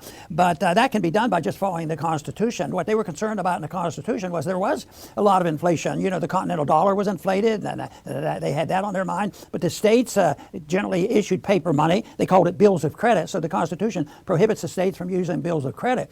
But this is one place where there's been progress. There's several states now of the people who are interested in this. They have gone to the state where it belongs. It's up to the states, because it's explicit to the state. The states can't use anything else other than gold and silver. So what they have done in these several states has been to make sure it was legal to exchange gold and silver and get rid of the taxes placed on it. So if you have gold coins and you buy them and then use them or sell them or whatever, that there would be capital gains taxes and sales taxes could be put on it. But now that is spreading, and I think that is great, because as the federal system breaks down, there will be more of this, and that's why I think getting rid of these taxes are so important. But this to me is an issue that is not going to go away. We need to let the market deal with this. And Chris, you described it so well, this contest going on about the Fed. It's been going on for a long time. I think Jefferson and Hamilton had a bit of a discussion on that, because obviously Jefferson was a gold standard person and he was against the national bank, and Hamilton argued the other side, and there's been some ups and downs, but right now it looks like Hamilton's been winning the political power, but what he's not winning is the hearts of minds and men's and the economic conditions that we have, because there's a mess out there, and the Fed is totally useless, and right now everything they do, there's a scheme to it, but what they won't admit to is they say, well, we spend a lot of time, we have a lot of computers, and we hire a lot of people to figure out what the interest rate should be. Well, that's totally contradicts everything Austrian economics teaches, because it has to be set by the marketplace. And so this is probably the most important price around, is the fixing of the interest rates by the Federal Reserve, and that what they're doing is trying to regulate the economy. Oh, there's prices going up, so what we better do is we better increase the economy, and we print more money. On and again, they have no idea what they should do, and that's why the trends and the trends in what's happening are predictable.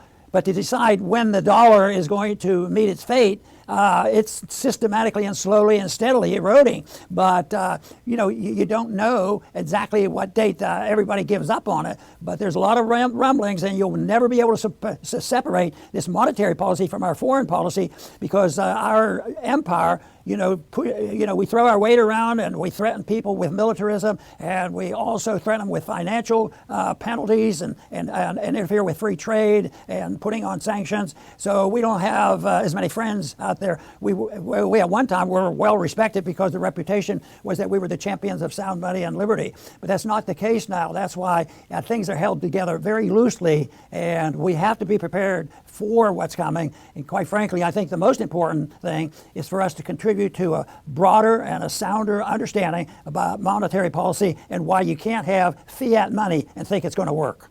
I think the solution is obviously using the Constitution as a guideline for what we have. Think about peace and prosperity as a consequence of liberty, and that there's still a lot of people that believe that way, and I think our numbers are actually growing. But the people who are making the most noise and have the sounding microphone, they do outnumber the people who say that we should live in a different manner and we should follow the Constitution no matter what year it was written. I want to thank everybody for tuning in today to the Liberty Report. Please come back soon. Does objectivism hold that man is metaphysically the highest form of existence?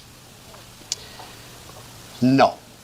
Not as the question is worded. Objectivism says you must not make value judgments as part of metaphysics, not metaphysics in the strict sense of a description of the nature of the universe.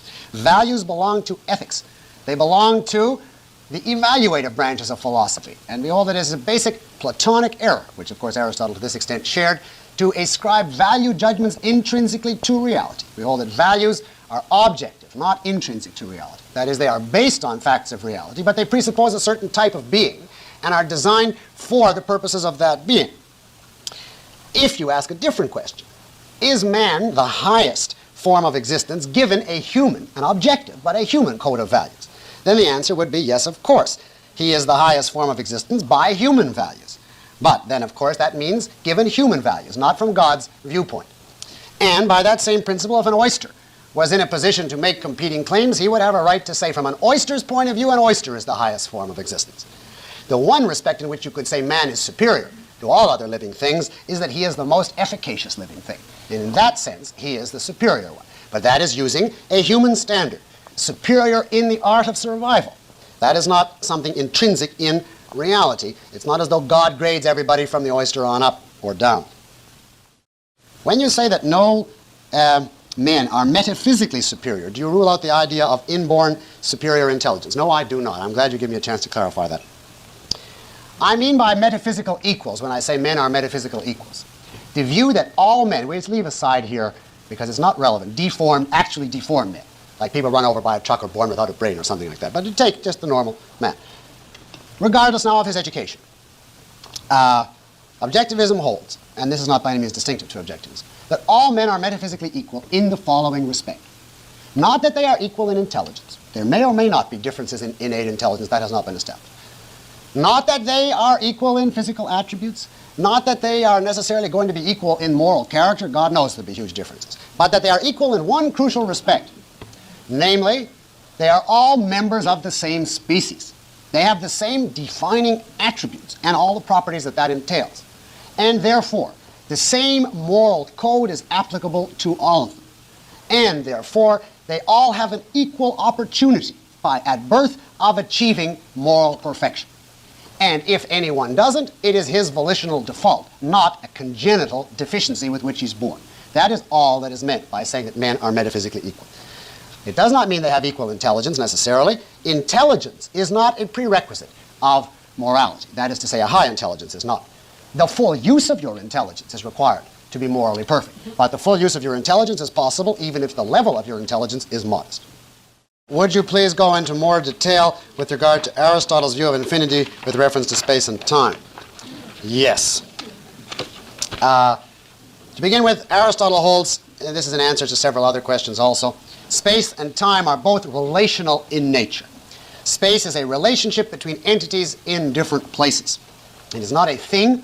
It is not an empty, gigantic container in the way that Plato suggested. It is simply the name for the relationship which obtains between things in different places. And therefore, the universe itself is not surrounded by space. There is no outside the universe. The universe does not have a place. Place, Aristotle defines in essence as the innermost boundary of a container. And, for instance, that cup is contained by a little imaginary circle on the surface of the table. That's its place.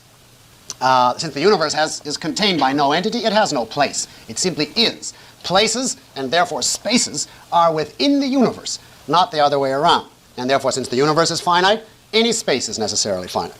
As to time, I've already given you in general his view of time as a relation. It is the measurement of motion, the now of a moving entity, and therefore there can be no time if there is no motion. And if we now ask the question, is the universe as a whole in time? Aristotle would say no, for exactly the reason that it is not in space. Time is in the universe. The universe is not in time. For the universe to be in time, there would have to be a standard of motion external to the universe as a whole, in relation to which you judged the universe and discussed its duration. But of course, there is nothing external to the universe.